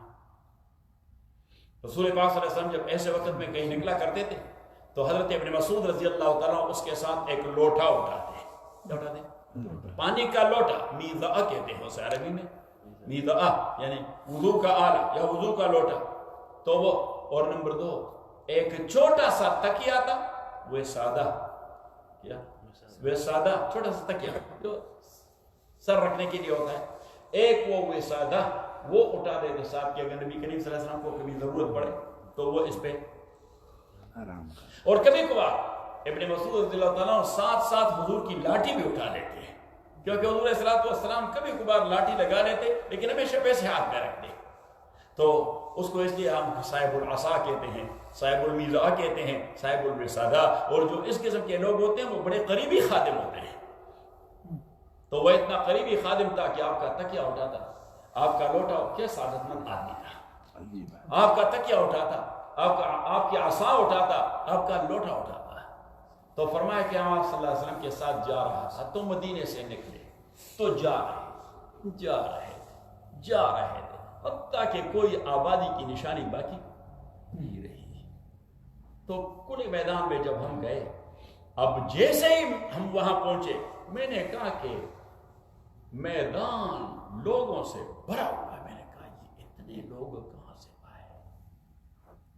تو حضور علیہ السلام نے مجھے کہا ابن مسعود آپ یہاں بیٹھیں. تو میں بیٹھ گیا. وَخَطَّ حَوْلِي دَائِرَةً, اور آپ صلی اللہ علیہ وسلم نے میرے ارد گرد ایک دائرہ کھینچ لیا, ایک خط نکالا اور مجھے کہا کہ ابن مسعود اس سے باہر نہ نکلے. ابن مسعود اس سے باہر. میں نے کہا جی حضرت. نہیں لکھوں. پھر آپ صلی اللہ علیہ وسلم چلے گئے اور وہاں دور چلے گئے اور وہاں پہ بیان شروع کر دیا. اور یہ لوگ بڑی توجہ اور انہماک سے سنتے رہے. ابن مسعود فرماتے ہیں کبھی کبھار ان میں سے کوئی اٹھ کے میرے طرف بھی آ جاتا اور مجھے کہہ رہا تھا آپ ذرا اجتماع میں چکر نہیں لگاتے. میں نے کہا نہیں مجھے نبی کریم صلی اللہ علیہ وسلم سے دائرے سے نہیں نکلنا, آپ مجھے ہائی جیک کرنا چاہتے ہیں. میرے احترام بھائی اور بزرگوں, میں عرض یہ کر رہا تھا کہ حضور علیہ السلام طائف سے واپس آ رہے تھے. کہاں سے؟ طائف سے. طائف کا واقعہ بڑا مشہور ہے. جب رسول کریم صلی اللہ علیہ وسلم غزوہ احد میں بہت زیادہ زخمی ہو گئے, آپ صلی اللہ علیہ وسلم کا سکل مبارک کی فریکچر ہو گیا, آپ صلی اللہ علیہ وسلم کا چیک مبارک یہ فریکچر ہو گیا, اور آپ صلی اللہ علیہ وسلم کے دندان مبارک شہید ہوئے. حضرت فاطمہ رضی اللہ تعالیٰ عنہ وہ دوڑتی ہوئی آئی, حضرت علی آئے, پانی لوٹے میں لے آئے تاکہ زخموں کو دھولے, کیونکہ نبی کریم صلی اللہ علیہ وسلم گر پڑے تھے تو آپ کے خون کے ساتھ مٹی بھی مل چکی تھی تاکہ اس کو دھوئیں. تو وہ پانی ڈال رہے تھے. حضرت فاطمہ رضی اللہ تعالیٰ عنہ وہ آرام سے آپ صلی اللہ علیہ وسلم کے چیک مبارک کو یہ خون کو دھو رہی تھی اور وہ رو رہی تھی اور کہنے لگی کہ کیف یفلح قوم خضبوا وجہ نبیہم, اس قوم کو نجات اور فلاح کیسے ملے گی جنہوں نے اپنے پیغمبر کے ساتھ یہ کیا, پیغمبر کے ساتھ یہ کیا. تو نبی کریم صلی اللہ علیہ وسلم نے اسے کہہ دیا کہ بیٹی ایسا نہ کہو, یہ اصل میں نہ سمجھ لوگ ہیں, یہ سمجھتے نہیں کہ میں یہ بات ان کی خیر کے لیے کر رہا ہوں. تو میں دعا کرتا ہوں آپ آمین کہہ دیں, اللہم اہد قومی فانہم لا یعلمون, خداوند میری اس قوم کو ہدایت دے دی, یہ سمجھتے نہیں, ورنہ اگر ان کو میری بات سمجھ آتی تو میرا شکریہ ادا کرتے, میرے ساتھ یہ حشر نہ کرتے. تو آپ صلی اللہ علیہ وسلم بڑے تکلیف میں تھے, پین میں تھے, اور خون نکلنے سے آپ اتنے کمزور ہو گئے تھے کہ آپ چڑھائی پر چڑھ نہیں پا رہے. تو حضرت طلحہ رضی اللہ تعالیٰ عنہ نے آپ صلی اللہ علیہ وسلم کو اپنے بیگ پر اٹھا دیا. کیا خوشبخت آدمی تھا, حضور کو اپنی کمر پہ اٹھا دیا. اگر آپ احد میں جائیں تو احد کی طرف جو منہ کر دیتے ہیں تو وہاں پہ ایک تنگ سا راستہ جاتا ہے آبادیوں کے درمیان.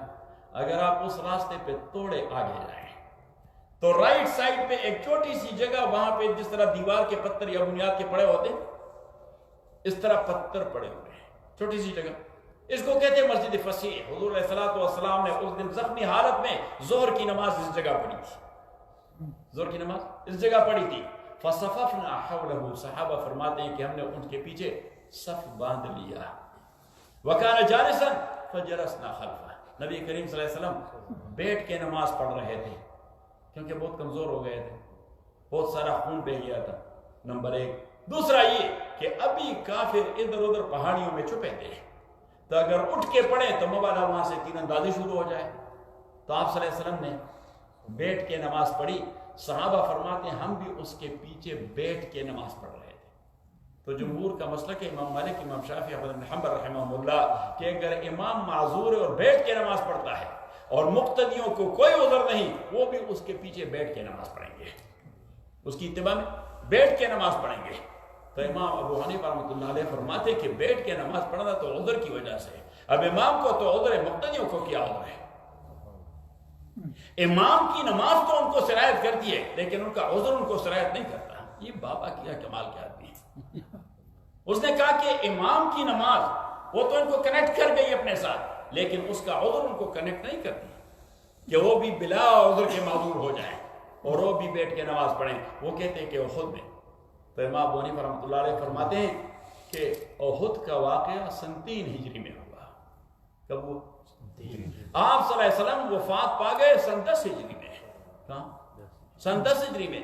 اور جب آپ بیمار تھے تو صحابہ سے کہہ دیا کہ مرو ابا بکر, حضرت عائشہ سے کہہ دیا کہ مرو ابا بکر فل یصلی بالناس, ابو بکر سے کہہ دیں کہ لوگوں کو نماز پڑھائیں.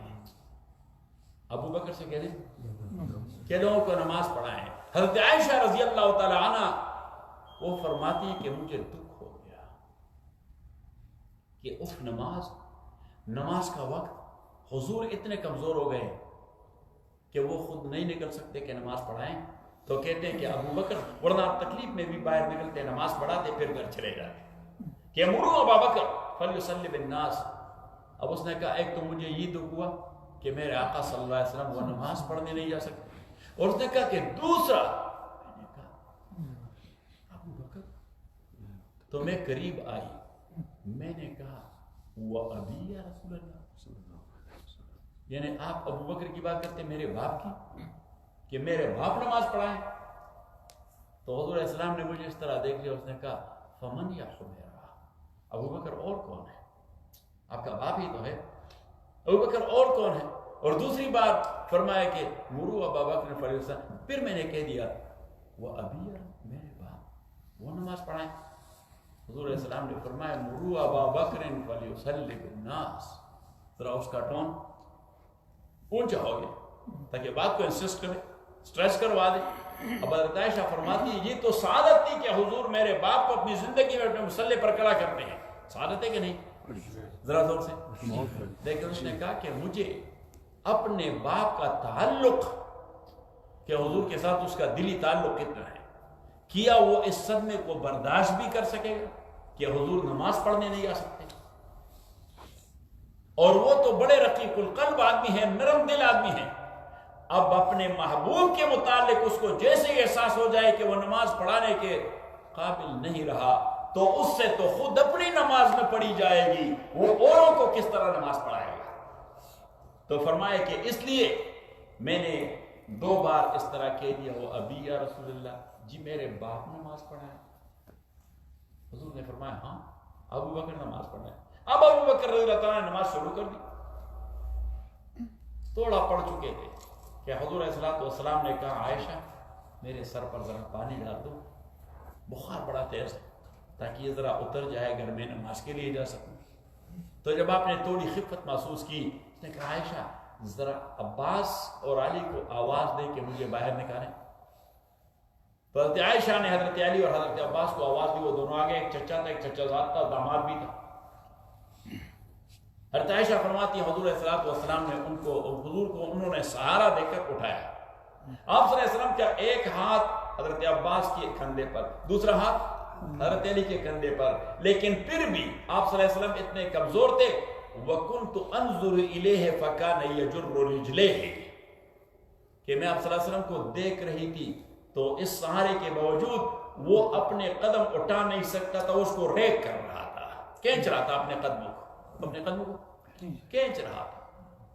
اب جیسے ہی صفوں کے قریب کیا، حضرت ابوبکر کو احساس ہوا نماز ہی میں کہ نبی کریم صلی اللہ علیہ وسلم تشریف لے آئے، تو اب پیغمبر کی موجودگی میں تو کوئی امامت نہیں کر سکتا، نماز صحیح نہیں ہوتی، نماز صحیح نہیں ہوتی۔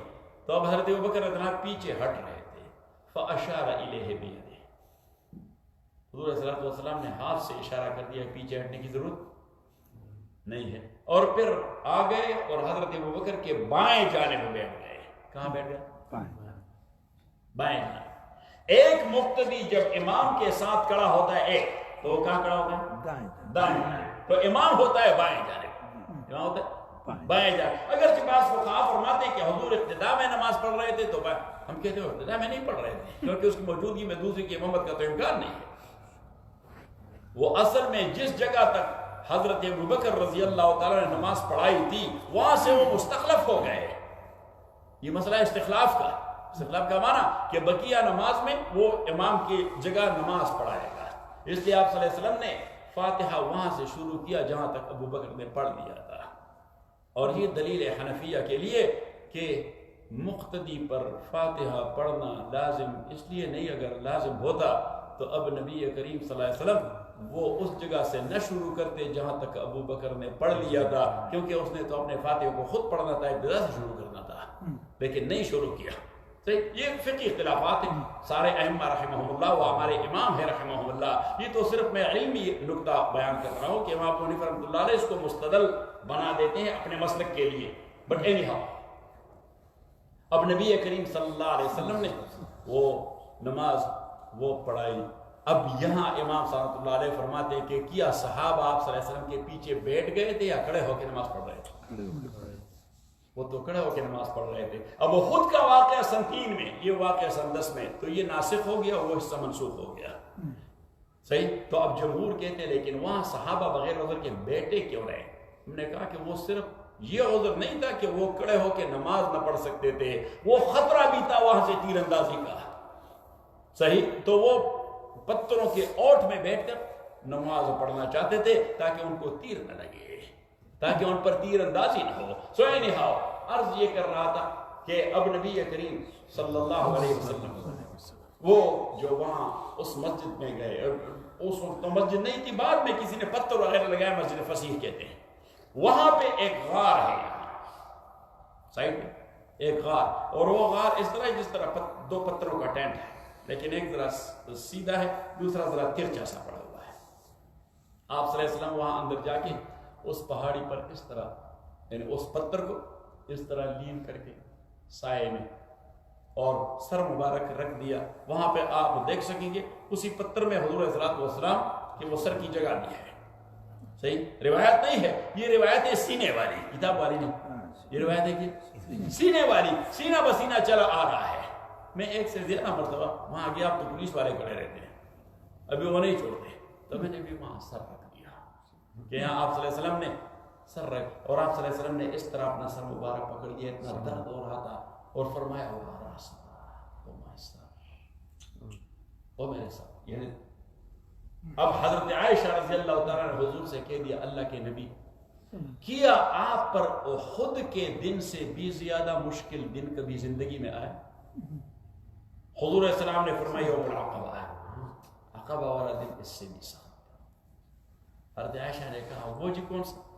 آپ صلی اللہ علیہ وسلم نے فرمایا جب میں طائف گیا تھا دعوت دینے، مکہ چھوڑ کے جا چکا تھا کہ وہاں سیٹل ہو جاؤ، سیٹل ہونا تو درکنار، انہوں نے تو نوجوانوں کو میرے پیچھے لگا دیا کہ ان 2 آدمیوں کو پتھر مار مار کر یہاں سے بھگائیں. تو وہ لڑکے مجھے پتھر مار رہے تھے، میرے ساتھی زید بن حارثہ، اس کو بھی پتھر مار مار، اور وہ یعنی مینز اوپر والے حصے پر نہیں، یعنی یہاں جو زیرو حصہ ہے یہ جگہ مار رہے تھے، حتیٰ کہ ہمارے خون سے ہمارے جوتے بھر گئے، اور میں درد کی وجہ سے بیٹھ جاتا. تو وہ لڑکے آ جاتے، مجھے ہاتھوں سے پکڑ کے پھر کھڑا کر دیتے کہ جاؤ، اور پھر پیچھے ہو کر اس طرح پتھر مار رہے تھے. تو آگے ایک جگہ ہے 3 میل تک تقریباً انہوں نے اس طرح کر دیا. اب نبی کریم صلی اللہ علیہ وسلم حضرت زید بن حارث رضی اللہ عنہ وہ فرماتے ہیں کہ جو پتھر آتے میں کوشش کرتا کہ پتھر حضور کو نہ لگے، مجھے لگے تو میں کوشش کرتا کسی کو ہاتھ سے، کسی کو پاؤں سے، تاکہ میں بھی سارا زخمی ہو گیا، لیکن حتی الوسع کوشش کی کہ حضور کو پتھر نہ لگے، لیکن وہ تو پتھروں کی بارش تھی، لگ رہے تھے. اب آگے ایک جگہ ہے اس کو کہتے ہیں نخلا. جب آپ جارڈن کی طرف فلائٹ میں حج پہ جاتے ہیں تو وہی جگہ ہے جو اب میقات ہے. اس وقت بھی میقات تھا، اب بھی میقات ہے. تو فلائٹ میں وہ اعلان کرتے ہیں، فلائٹ میں وہ اعلان کرتے ہیں کہ ابھی ہم قرن الثعالب سے گزر رہے ہیں، اس کو ابھی قرن الثعالب کہتے ہیں. اس زمانے میں اس کا نام تھا نخلا، کیونکہ وہاں کھجور کے باغات تھے. تو آپ صلی اللہ علیہ وسلم نے حضرت زید سے کہہ دیا کہ یہاں چند دن رہ جاتے ہیں اس کھلے صحرا میں، یہاں پہ پانی بھی بہ رہا ہے تو کوئی تکلیف نہیں ہوگی، اور یہاں پہ تاکہ زخم ذرا مندمل ہو جائے تو بعد میں پھر مکہ چلے جائیں گے. تو وہاں پہ نبی کریم صلی اللہ علیہ وسلم وہ آرام کرنے بیٹھ گئے. یہ ایک باغ تھا عتبہ کے 2 بیٹوں کا، وہ کام کر رہے تھے کافر، حضور کے دشمن تھے، لیکن انہوں نے دیکھا کہ اہل طائف نے تو ہمارے اس عزیز کے ساتھ بڑی زیارت کی جو اس طرح زخمی ہے. تو ان کا ایک غلام تھا، انہوں نے کچھ انگور کاٹ دیے، انگور باغ سے کاٹ دیے، اور ایک کوئی ٹوکرا ہے جو کچھ بھی تھا اسی میں رکھ دیے 2 کے، اور غلام سے کہہ دیے کہ 2 آدمی بیٹھے ان کے لیے لے جاؤ. وہ غلام چل کے آیا. شیخ رضی صاحب اللہ علیہ، مولانا قیاس صاحب اللہ علیہ جب تک زندہ تھے تو وہ گرمی کے موسم میں 3 راتوں کے لیے وہاں اس جگہ پہ آتے اور کھجور کی اس درخت کے ساتھ 3 رات دن گزارتے جہاں سے حضور علیہ السلام کو انگور کھلایا گیا تھا. لیکن اب وہ انہوں نے باغ کاٹ دیا ہے. anyhow تو وہ انگور جیسے اس نے کہہ دیے رکھ دیے. حضور علیہ السلام نے فرمایا بسم اللہ الرحمن الرحیم, دانا اٹھا دیا. اب وہ نوجوان جو غلام ہے اس نے کہہ دیا بسم اللہ الرحمن الرحیم. حضور نے فرمایا ہاں کھاتے پیتے ہم یہی کلمہ پڑھتے ہیں. اس نے کہا بھازی کلمۃ ما سمعنا بها هنا, یہ تو میں یہاں پہ رہ رہا ہوں, میں نے تو کبھی کسی سے یہ نہیں سنا. نحن نقرأها فی بلادنا, ہم جو کھانا کھاتے ہیں اپنے علاقے میں تو یہ کلمہ پڑھ لیتے ہیں, اپنے زبان میں پڑھ لیتے ہیں لیکن پڑھ لیتے ہیں. حضور علیہ السلام نے اس سے پوچھا من این انت, آپ کہاں سے ہیں؟ اس نے کہا من نینوا, میں تو نینوا سے ہوں. موصل کا نام سنا ہے عراق میں, مشہور شہر ہے, حضرت یونس علیہ السلام کا علاقہ ہے. اس نے کہا میں نینوا سے ہوں. حضور علیہ السلام نے فرمایا من بلد اخی یونس بن متع, اچھا تو آپ میرے بھائی یونس بن متع کے علاقے سے ہیں. اب وہ نوجوان اور بھی حیران ہو گیا. اس نے کہا کیف تعرف انت, آپ کیوں سے کیسے جانتے ہیں؟ حضرت یونس تو صدیوں پہلے گزرے ہیں, پیغمبر تھے, آپ اسے کیسے جانتے ہیں؟ تو رسول پاک صلی اللہ علیہ وسلم نے فرمایا کان رسولا وانا رسول, وہ اللہ کے نبی تھے, میں بھی اللہ کا نبی ہوں. کہا اچھا آپ اللہ کے نبی ہیں؟ اس نے کہا کہ میں آپ کا کیسے ساتھ دے سکتا ہوں, کیا آپ کا ساتھی بن؟ حضور نے فرمایا کلمہ پڑھ کے. اس نے کہا جی پڑھائیں. اب نوجوان تو خادم بن کے انگور لے آیا تھا, اللہ نے اس کا ستارہ قسمت روشن کر دیا, تو اس نے کلمہ پڑھ لیا. اب یہ جو واپس جا رہا تھا تو وہ دونوں بھائی کہہ رہے تھے کہ یہ عداس, اس کا نام ہے عداس, نوجوان کا نام کیا ہے عداس, کہ یہ جو عداس ہے یہ تو وہ عداس نہیں جو ہم پہ جو آ چکے تھے, اس کا چہرہ تو بدلا بدلا نظر آ رہا ہے, اس کا تو چہرہ بدلا بدلا نظر آ رہا ہے. تو وہ جب آئیں گے اس نے کہا آپ کو کیا ہوا؟ چہرہ ذرا بدلا بدلا سا. اس نے کہا جی یہ اللہ کے رسول ہے, میں اس پر ایمان لے آیا, چونکہ وہ تھا کرسچین. تو حضور علیہ السلام اور مالکوں نے ان سے کہہ دیا دے واللہ دینوں کا افضل من دین ہے, تمہارا جو اپنا دین ہے وہ اس کے دین سے اچھا ہے. تو عداس نے کہہ دیا واللہ مجھے خدا کی قسم لیس احد افضل منہ ولا دین افضل من دینہ, کہ آج کی دنیا میں اس بندے سے زیادہ افضل بندہ نہیں اور اس بندے کے دین سے زیادہ افضل دین نہیں. میں تو آپ سے بھی کہتا ہوں کہ جا کے کلمہ پڑھ کے مسلمان ہو جاؤ. بٹ اینی ہاؤ میں عرض یہ کر رہا تھا کہ ہمارے نبی کریم صلی اللہ علیہ وسلم کچھ دن رات ٹھہرے تھے. رات کو آپ صلی اللہ علیہ وسلم نماز پڑھ رہے تھے, تو حضور علیہ السلام رات کی نماز اکیلے بھی پڑھتے تو جار سے پڑھتے. اب بھی مستحب عمل یہ ہے کہ اگر آپ تنہا ہیں کسی کمرے میں اور تہجد پڑھتے ہیں تو آپ تہجد وہ جہر سے پڑھیں, نفل پڑھتے ہیں وہ جہر سے پڑھیں رات کے وقت. اور اگر آپ کوئی اپنے وقتی نماز پڑھتا ہے مغرب کا یا عشاء کا یا صبح کا اور اکیلے پڑھتے ہیں لیکن ہیں بھی اکیلے, کوئی اور آپ ہارم نہیں کر رہے, تو آپ جہر سے پڑھیں. لیکن اگر اور لوگ سوئے ہوئے ہیں اور آپ جہر سے نماز پڑھیں تو آپ کے نفل کا کیا فائدہ ہوگا جو ان کی نماز صبح اس کے نیند کو آپ کو خراب کر دیا. صحیح, لیکن ہم تو بریکنگ بھی کرتے ہیں, ہم تو نمبر بھی بناتے ہیں. صحیح, بلکہ کبھی کبھار کسی کو پتہ نہیں ہوتا کہ ہم تہجد پڑھتے کہ نہیں پڑھتے, لیکن ہم چاہتے ہیں کہ لوگ کہیں کہ وہ تہجد گزارے تو مسجد میں ہم یعنی ویسے بائی دا وے قسم کی بات شروع کر دیں.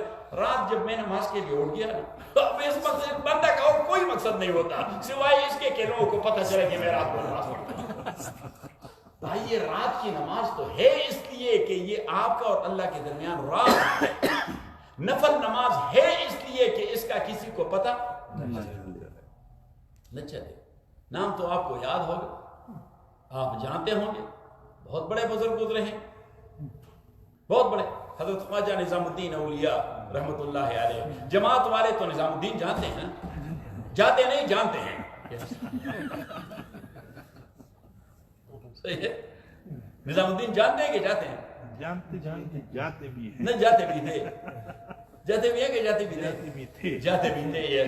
سو نظام الدین تو آپ جانتے ہیں. تو حضرت خواجہ نظام الدین اولیاء رحمت اللہ علیہ بہت بڑے ولی گزرے ہیں، بہت بڑے ولی گزرے. علاؤدین خلجی کا نام سنا ہے؟ خلجی بادشاہ تھا، اس کا ایک وزیر صاحب، وہ حضرت خواجہ نظام الدین اولیاء کے پاس ڈھیر سارا مال لے کے آیا. صحیح، عوام لوگ بھی آ رہے تھے، وہ بھی آیا، ہدیہ بھی لایا. اس نے کہا حضرت یہ ہدیہ ہے، آپ کے مہمان آتے ہیں، خدام آتے ہیں، لوگ آتے ہیں ملاقات کے لیے، ہم نے کہا بھی ذرا سعادت مل جائے. اب وہ خواجہ صاحب رحمۃ اللہ علیہ بڑے حکیم آدمی تھے، اس کے چہرے کو دیکھ رہا تھا کہ یہ آدمی اپنی دولت کی شو کرنا چاہتا ہے، اور یہ کرنا چاہتا ہے کہ ہم بزرگوں کو بھی ہدیے دیتے رہتے ہیں، بزرگوں کو ہدیے دیتے رہتے ہیں تاکہ اس کا نام بن جائے. اور خواجہ صاحب نے کہا کہ بھائی مجھے پیسوں کی ضرورت نہیں، آپ کیوں یہاں لے آئے؟ اس نے کہا کہ خیر کے کام میں ہم بھی شریک ہونا چاہتے ہیں. اس نے کہا مملکت میں بہت سارے بھوکے ننگے ہیں، تو یہ خیر کا کام اگر آپ وہاں کریں تو آپ کو اجر زیادہ ملے گا. اب وہ اس طرح باتوں کو ٹوسٹ کر کے کہ کس طرح شیخ کو میں مجبور کروں کہ وہ قبول کرے. تو حضرت شیخ کو غصہ آیا، اس نے کہا کہ آپ ہمارا وقت کیوں ضائع کر رہے ہیں؟ بھائی میں نے کہہ دیا کہ ہمیں ضرورت نہیں ہے. ہمیں وہ آدمی بڑا خراب ہو کے اٹھ گیا، پیسے اٹھا کے چلا گیا. کچھ ساتھیوں نے کہہ دیا کہ حضرت آپ تو ہدیے قبول کرتے ہیں. اس نے کہا کہ میں ہدیہ قبول کرتا ہوں جو اللہ کے لیے دیتا ہے. صحیح، جو نام و نمود کے لیے دیتا ہے اس نے کہا اس میں برکت کیا ہوگی. میں کیوں اپنے فقیر اور درویشوں کو وہ چیز کراؤں جو نام و نمود کے لیے دیا گیا ہے، ان کے خون کو بھی خراب کر دوں. تو خواجہ نظام الدین اولیاء رحمت اللہ علیہ بہت بڑے ولی گزرے ہیں. وہ جب وفات پا رہے تھے تو اس نے وصیت کی. ایک بات یہ کی کہ دیکھیے جتنا جلدی ہو سکے میرے دفن کفن کا انتظام کریں. انہوں نے کہا جی ٹھیک.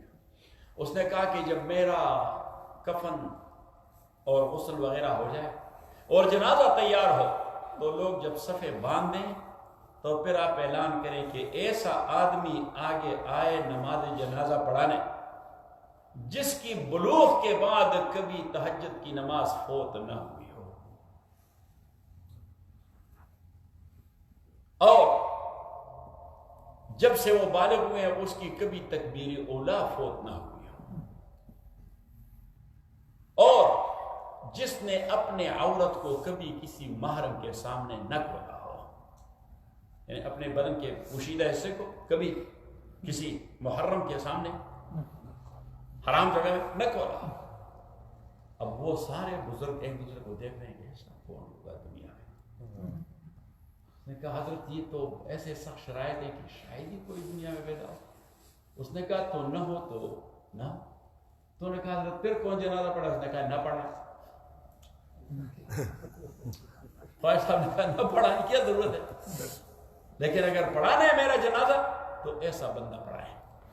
انہوں نے کہا حضرت ذرا، ورنہ عمر بھر ہمیں لوگ تانے دیں گے وہ آپ کا شیخ جو تھا مولوی صاحب وہ تو بغیر جنازے کے دفن ہوا. اس نے کہا کہ بھائی آپ کو کیوں فکر ہے، میرا جنازہ ہے تمہارا ہے. صحیح، آپ بغیر جنازے کے دفن ہو رہے ہیں یا میں بغیر جنازے کے دفن ہو رہا ہوں. تو وہ خاموش ہو گئے. انہوں نے کہا دیکھیے آپ اعلان کریں، اللہ بندوبست فرمائے گا. جب صفے باندھ دی گئی تو اعلان کیا گیا. ایک بار کوئی نہیں ہے، دوسری بار کوئی نہیں ہے، تیسری بار اعلان کرنے والے نے کہا کہ حضرت کا حکم ہے اگر کوئی بندہ نہ ملے تو بغیر جنازے کے ہمیں دفنائے. تو خدا کے لیے اگر کوئی ایسا بندہ ہے آگے آئے تاکہ شیخ کا جنازہ پڑھا جائے.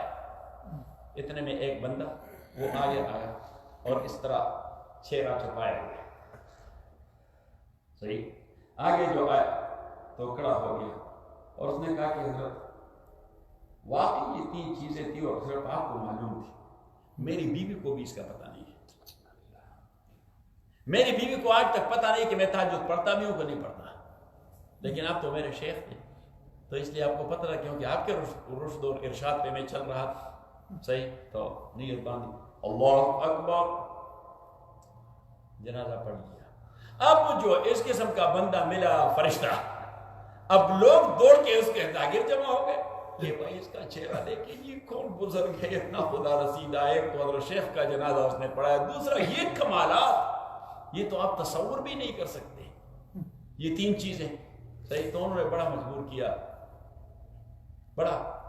کیا تو اس نے چہرہ کھولا, اور چہرہ جو کھولا تو ہندوستان کے بادشاہ تھے سلطان شمس الدین التمش رحمہ اللہ. خاندان علماء کے سپلے پھیلے بادشاہ ہیں, کیا نام ہے؟ سلطان شمس الدین التمش رحمہ اللہ.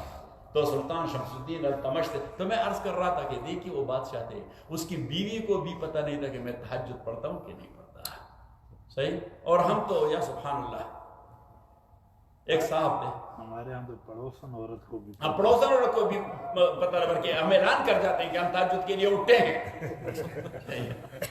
تو وہ ایک ساتھی تھا, وہ روزے نہیں رکھتا تھا, لیکن جب ساری کے لیے اس کے بچے اور اس کی وائف وغیرہ وہ اٹھ جاتے تو وہ بھی اٹھ جاتا اور منہ ہاتھ دھو کے بیٹھ جاتا اور کہتا وہ روزے نہیں رکھتا تھا. تو اس نے کہا کہ بھائی وہ پراٹھا لے آیا, وہ 2 انڈے بنائے, وہ دہی ذرا لے آیا, وہ فلاں چیز دے جاؤ, وہ ذرا ہنی اگر ہو تو وہ لے آئے. اور صحیح. اور سب سے پہلے وہ بیوی نے کہا یار خدا کا خوف کرو, آپ تو روزے ویسے بھی نہیں رکھتے, تو ہمارا سحری کو کیوں آپ 2 بار کر جاتے ہیں؟ ذرا بچوں کو کھانے دیں, کیونکہ وہ روزہ رکھیں گے, مجھے کھانے دیں, میں پکا بھی رہی ہوں. اور کہا صحیح, تو آپ تو روزے بھی نہیں رکھتے, تو ساری کی کیا ضرورت ہے؟ اس نے کہا روزے نہیں رکھتا نا, گناہگار ہوں, اب کوئی کافر تو نہیں کہ ساری بھی نہ کروں.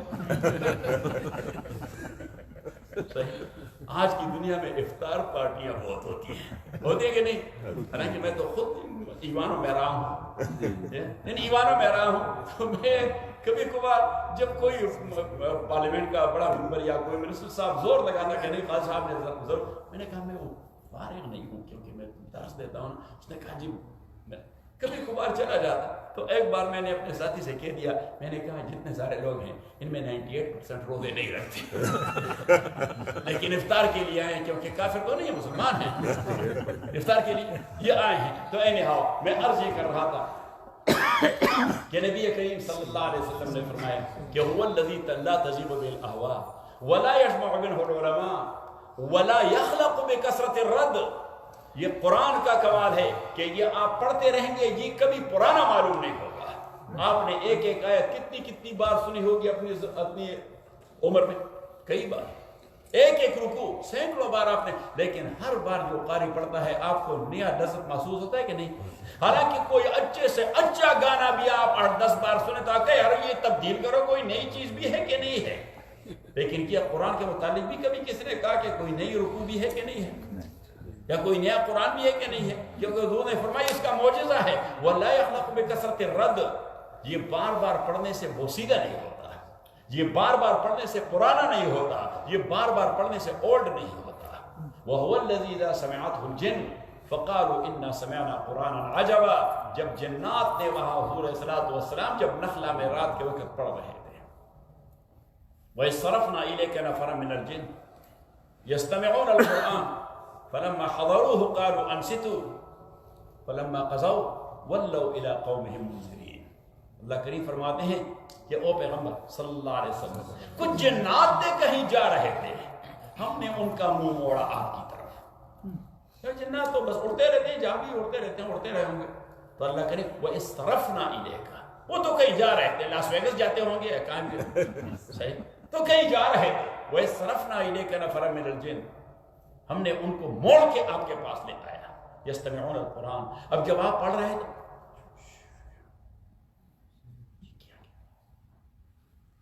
فلما حضروه قالوا انصتوا, خاموش. فلما قضوا, جب انہوں نے سن لیا, انہوں نے حضور سے ملاقات نہیں کی, فلما قضوا ولوا الى قومهم منذرين. سو انہوں نے اپنا ارادہ ہی تبدیل کر دیا کہ اب واپس یہ پیغام پہنچانا ہے بھائی. تو قالوا يا قومنا إنا سمعنا كتابا أنزل من بعد موسى. تو وہاں پہ میں نے ساتھیوں سے کہہ دیا کہ مفسرین عموماً فرماتے ہیں کہ یہ واقعہ جو سورہ احقاف کے اندر ہے مولد السار سا, اور وہ واقعہ جو سورہ الجن میں ہے قل اوحی الی انہ استمع نفر من الجن, تو وہ کہتے ہیں دونوں ایک واقعے کا ذکر ہے, تکرار ہے. میں نے کہا دونوں ایک واقعے کا ذکر نہیں, علیحدہ علیحدہ واقعے ہیں. یہ جو واقعہ یہ طائف والا ہے, وَإِسْتَرَفْنَا إِلَيْكَ نَفَرًا مِنَ الْجِنِّ, اور یہاں حضور طائف سے واپس مکے کی طرف آ رہے تھے, اور آپ کے ساتھ ایک صحابی تھا, کون؟ زید حضرت زید بن حارثہ رضی اللہ تعالیٰ عنہ. اور میں نے کہا کہ ان آیات پہ آپ نظر دوڑائیں تو یہ آپ کو بتا دے گا کہ جن والا واقعہ دوسرا ہی دوسرا ہے. کیونکہ یہاں وہ کہتے ہیں قالوا یا قومنا انا سمعنا کتابا انزل من بعد موسیٰ. تو میں نے کہا یہ جو جن تھے یہودی تھے، اس لیے انہوں نے موسیٰ کا تذکرہ کیا. انا سمعنا کتابا انزل من بعد موسیٰ یہدی الی الحق و الی طریق مستقیم. واضح میں آ گئی.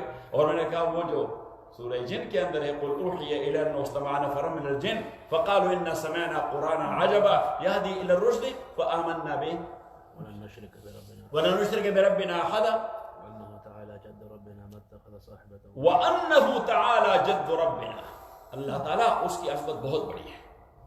متخذ صاحبۃ ولا ولدا، اس کی تو نہ کوئی بیوی ہے اور نہ کوئی بچہ ہے. میں نے کہا یہ عیسائی تھے.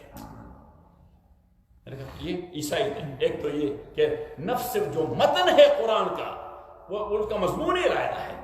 اور میں نے کہا دوسری بات یہ کہ اس سورہ الجن والے واقعے متعلق ابن عباس فرماتے ہیں رضی اللہ تعالیٰ عنہ کہ صحابہ نے فرمایا، کیونکہ ابن عباس تو اس وقت چھوٹے بچے تھے، تو فرماتے ہیں کہ صحابہ نے ہمیں بتا دیا کہ ہم نبی کریم صلی اللہ علیہ وسلم کے کلنا فی نفر مع النبی صلی اللہ علیہ وسلم. فی نفر مین ایک ڈیلیگیشن تھا، ایک گروپ تھا. ہم ایک گروپ میں تھے حضور علیہ الصلوۃ، کیونکہ حضور علیہ الصلوۃ والسلام جب کہیں دعوت کے لیے جاتے تو اس کے ساتھی اس کے ساتھ ہوتے ہیں. میں بھی جہاں جاتا ہوں اللہ تعالیٰ ان نوجوانوں کا بھلا کر دے، جی بھی اپنے اپنے ٹکٹ لے کے میرے ساتھ چلے جاتے ہیں، چاہے ایروپلین میں ہو، اپنی اپنی گاڑیاں روانہ کر کے ہمارے ساتھ جا. حالانکہ میں نے کہا کہ ان کو اردو کی سمجھ بھی نہیں آتی، لیکن یہ کہتے ہیں کہ شیخ جا رہے ہیں دین کے کام کے لیے، ہمارا بھی اس میں کچھ حصہ ہو. واضح میں آ گئی صحیح. حالانکہ ہم جاتے ہیں اپنا ہوٹل لے لیتے ہیں. میں نے ابھی مولانا عبدالرحمان صاحب سے یہی کہہ دیا کہ شیخ رحمۃ اللہ علیہ، مولانا عبدالحادی صاحب رحمۃ اللہ علیہ جو خلیفہ مجاز تھے، حضرت مولانا قرمشتوی رحمۃ اللہ علیہ کے اور مولانا حسین علی دونوں کے صحیح دو بہت بڑے لوگ تھے. ایک قرآن کا مجتہد تھا، دوسرا حدیث کا مجتہد تھا. حضرت مولانا قرمشتوی کس چیز کا مجتہد تھا؟ حدیث کا. اور حضرت مولانا حسین علی صاحب قرآن کا. تو میں نے کہا کہ ان دو بہت بڑے بزرگوں کا خلیفہ مجاز حضرت مولانا عبدالحادی صاحب رحمۃ اللہ علیہ، اس نے ہمیں فرمایا کہ دیکھیے دین کا کام اگر آپ کرنا چاہتے ہیں تو اس کے لیے آپ نے انتظار نہیں کرنا کہ عبدالرحمان صاحب دعوت دیں گے تو پھر میں جاؤں گا، بیان کروں گا، درس دوں گا.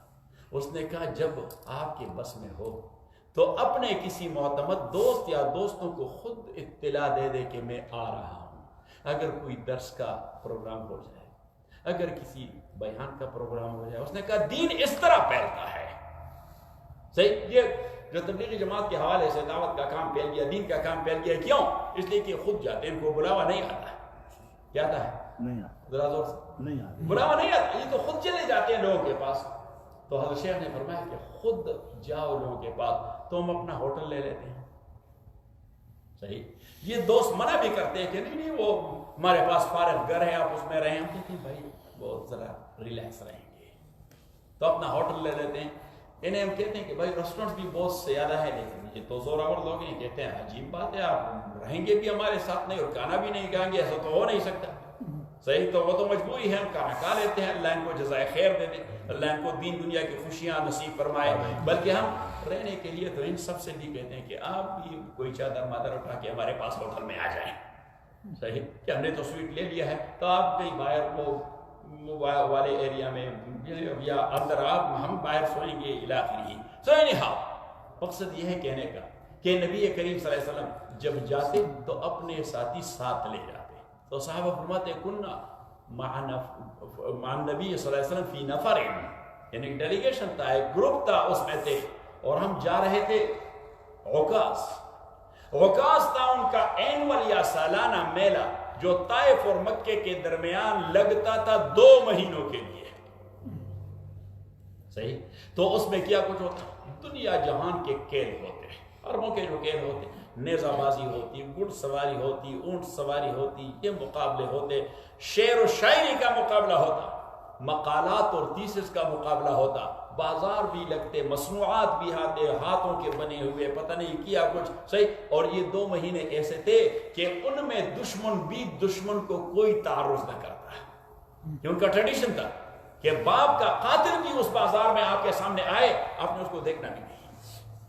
قطع نظر اس کے کہ آپ اس پہ حملہ کریں، حالانکہ عربوں کو کنٹرول کرنا یہ دل گردے کی بات ہے، صحیح ہے؟ دو طبقے ہیں جن کو کنٹرول کرنا، ایک پشتونوں کو اور ایک عربوں کو، صحیح ہے؟ پھر یہ تو لڑنے وہ مرنے مارنے کے لیے تیار ہو جاتے ہیں. وہ ٹرمپ صاحب نے کہہ دیا ہمارے افغان دوستوں کے متعلق کہ they do nothing but they have to fight. So we should not fight anymore. کیونکہ میں کہا کہ وہ انہوں نے تو کچھ نہیں کرنا، وہ تو صرف جنگ کرتے ہیں، تو ہم چھوڑیں نا بھائی، ان کے ساتھ ہم نہیں کر سکتے. So anyhow قابل احترام بھائی اور بزرگوں، اب میں یہ کر رہا تھا کہ حضرت ابن عباس فرماتے ہیں کہ حضور علیہ السلام چند صحابہ کے ساتھ تھے، عکاظ جا رہے تھے. عکاظ اب وہاں پہلے والا واقعہ طائف سے آ رہے تھے، یہاں وہ عکاظ جا رہے، وہاں پہ زید ابن حارثہ ہے ایک، یہاں حضرت ابن عباس فرماتے ہیں نفر من الصحابہ، ایک گروپ تھا وہاں پہ. وہ جو بیان کرتے ہیں اس سے یہودیت ظاہر ہوتی ہے، یہاں یہ جو بیان کرتے ہیں اس سے عیسائیت ظاہر ہوتی ہے. تو anyhow نبی کریم صلی اللہ علیہ وسلم فرماتے ہیں کہ من قال به صدق، یہ ایسی کتاب ہے جس نے اس کو پڑھا یہ اٹمو صدق اور سچائی ہے. آپ کہہ سکتے ہیں کہ یہ فلاں آیت جو ہے یہ سچی نہیں، یہ فلاں لفظ، باقی تو کسی بھی بات کے متعلق آپ کے ذہن میں آ سکتا ہے پتہ نہیں صحیح بھی ہوگا کہ نہیں ہوگا، لیکن حضور نے فرمایا جس نے قرآن کی آیت پڑھی اس کے متعلق تو کوئی احتمال نہیں، پتہ نہیں سچا بھی ہے کہ نہیں ہے. تو فرمایا من قال به صدق، جس نے قرآن پڑھا، جس نے قرآن کے حوالے سے کہا تو وہ سچا ہی کہا. اور فرمایا ومن اخذ به نجا، جس نے اس کو عمل اپنایا وہ کامیاب ہو گیا. ومن حکم به عدل، جس نے اسی قرآن کے اساس پر لا آف دی لینڈ اور قانون نافذ کر دیا وہ انصاف تک جا پہنچا. ومن عصم به فقد هدي الى صراط مستقیم، اور جس نے اس کو مضبوطی سے تامے رکھا وہ صراط مستقیم کے طرف گائیڈ کیا گیا. رواہ الدارمی والترمذی.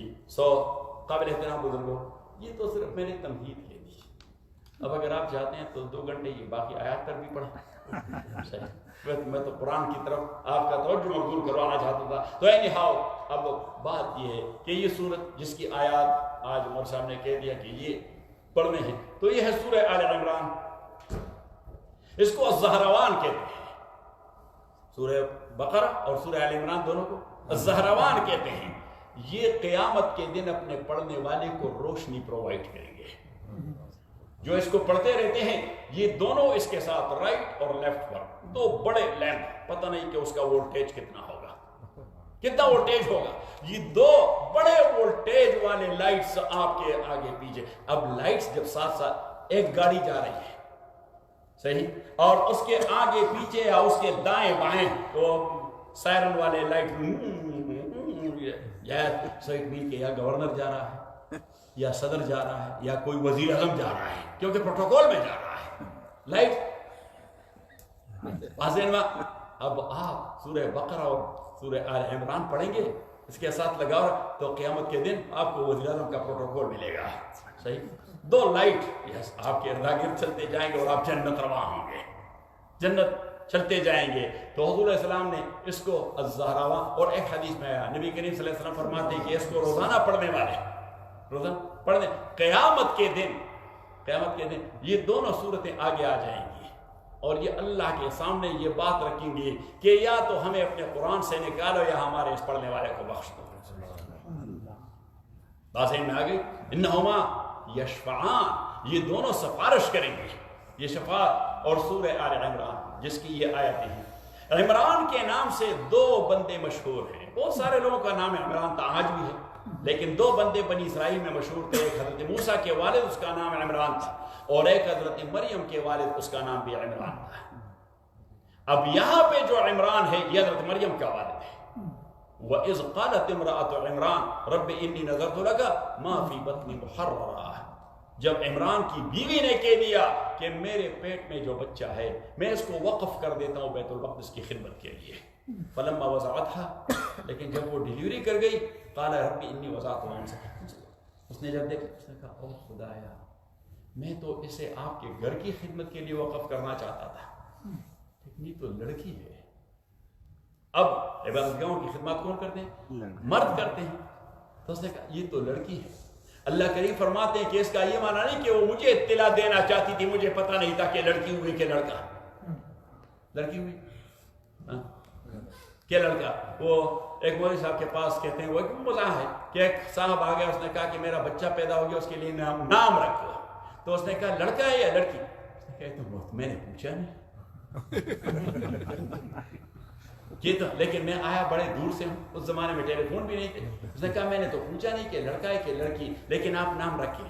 اب لڑکا لڑکی کے لیے ایک جیسا نام تو نہیں ہو سکتا، صحیح؟ لڑکوں کے اپنے نام ہوتے ہیں اور لڑکی کے اپنے نام ہوتے ہیں، تو اس نے کہا کہ جائیں آپ اس پہ نام رکھیں نثار فاطمہ۔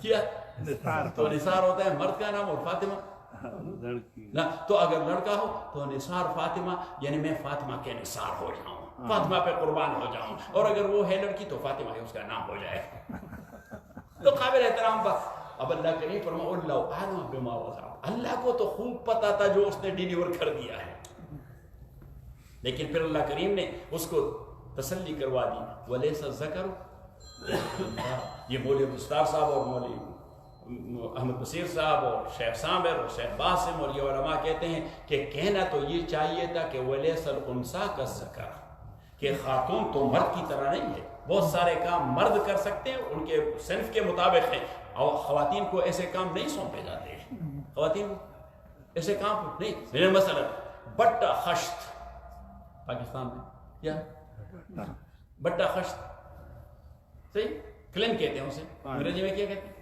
کلن، جہاں پہ اینٹیں بن جاتی ہیں، وہ اینٹوں کا جو بٹا ہوتا ہے اس پہ مرد اور عورتیں دونوں کام کرتی ہیں، بچے بھی کرتے ہیں، لیکن قانون میں وہ ممنوع ہے کہ عورت وہ کام کرے یا بچہ وہ کام کرے، کیونکہ وہ کہتے ہیں بڑا مشکل کام ہے، یہ بچوں کے بساط میں بھی نہیں اور عورتوں کے سٹرکچر کے مطابق نہیں، اس لیے وہ خلاف قانون ہے وہاں، صحیح، کہ مرد یہ کا، تو پتہ لگ گیا کہ اب مردوں کے اپنے کام ہوتے ہیں اور خواتین کے اپنے، سو ولیس الذکر کالانثی، تو ہونا تو یہی چاہیے تھا کہ ولیس الانثی کالذکر، لیکن اللہ فرمایا ولیس الذکر کالانثی، کہ مرد وہ عورت کی طرح نہیں ہے، صحیح، تو ساتھی نے کہا بات نہیں، میں نے کہا بن جاتی ہے، ولیس الذکر کالانثی ولیس کل ذکر کہذہ الانثی، کہ ہر مرد اس خاتون جیسا نہیں ہو سکتا، یہ خاتون ہے لیکن خاتون ہے۔ ہمارے پشتوں کے ایک شاعر ہیں، وہ کہتے ہیں کہ کم خزچ پشان درا بعیشی ناری ندر ٹول جہان تیرا قربان شی، اگر ایک خاتون رابعہ بصریہ جیسے ہو جائے، سارے دنیا کے مرد کو ان کے پاؤں تلے قربان کر دیں، صحیح۔ ایک دوسرے شاعر نے کہہ دیا چدرشتی نے ارتینے تلیوے کوخے صدقش سل بیدین نارینا، a very truthful lady you can sacrifice 100 men for that lady، صحیح۔ سو ولیس الذکر کالانثی، تو اینی ہاؤ سورہ آل عمران اس فیملی کے نام پر اللہ کریم نے اس کا نام رکھا، اینی ہاؤ جہاں تک آیات کا تعلق ہے تو ترجمہ پھر آپ کو مولوی مصطفیٰ صاحب کرے گا۔ الحمدللہ رب العالمین والصلاة والسلام علی رسول محمد وآلہ وصحبہ اجمعین، اللهم ربنا احسن عاقبتنا في الامور كلها واجرنا من خزي وعذاب الاخرة، ربنا ارحمنا بالقرآن العظيم، اللهم ربنا وفقنا لما تحب وترضاه، ربنا عنا على ذكرك وشكرك وحسن عبادتك، ربنا عنا ولا تحرمنا واثرنا ولا تؤثر علينا۔ خداوندہ یہ سارے دوست بڑے توجہ نماک سے آپ کی کتاب کو سن رہے تھے، خداوند آپ ان سے راضی ہو، خداوند ان کے مال حال اور عیال میں خیر و برکت نصیب فرما، خداوند ان کو حرام سے محفوظ فرما اور ان کو حلال کا رزق عطا فرما، حلال کا رزق عطا فرما، جو لوگ بیمار ہیں خداوند ان کو صحت کاملہ نصیب فرما، جو لوگ وفات پا چکے خداوند ان کی مغفرت نصیب فرما،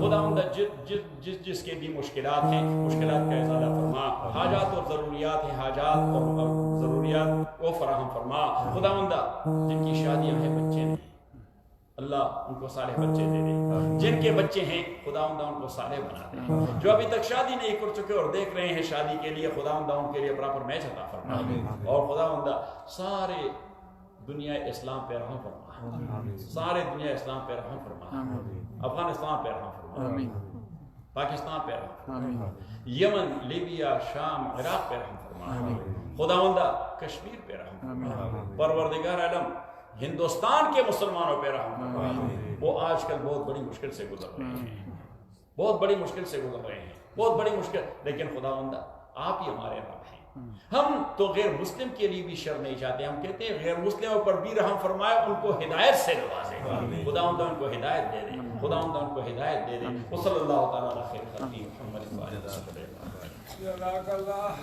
اللہ پاک کا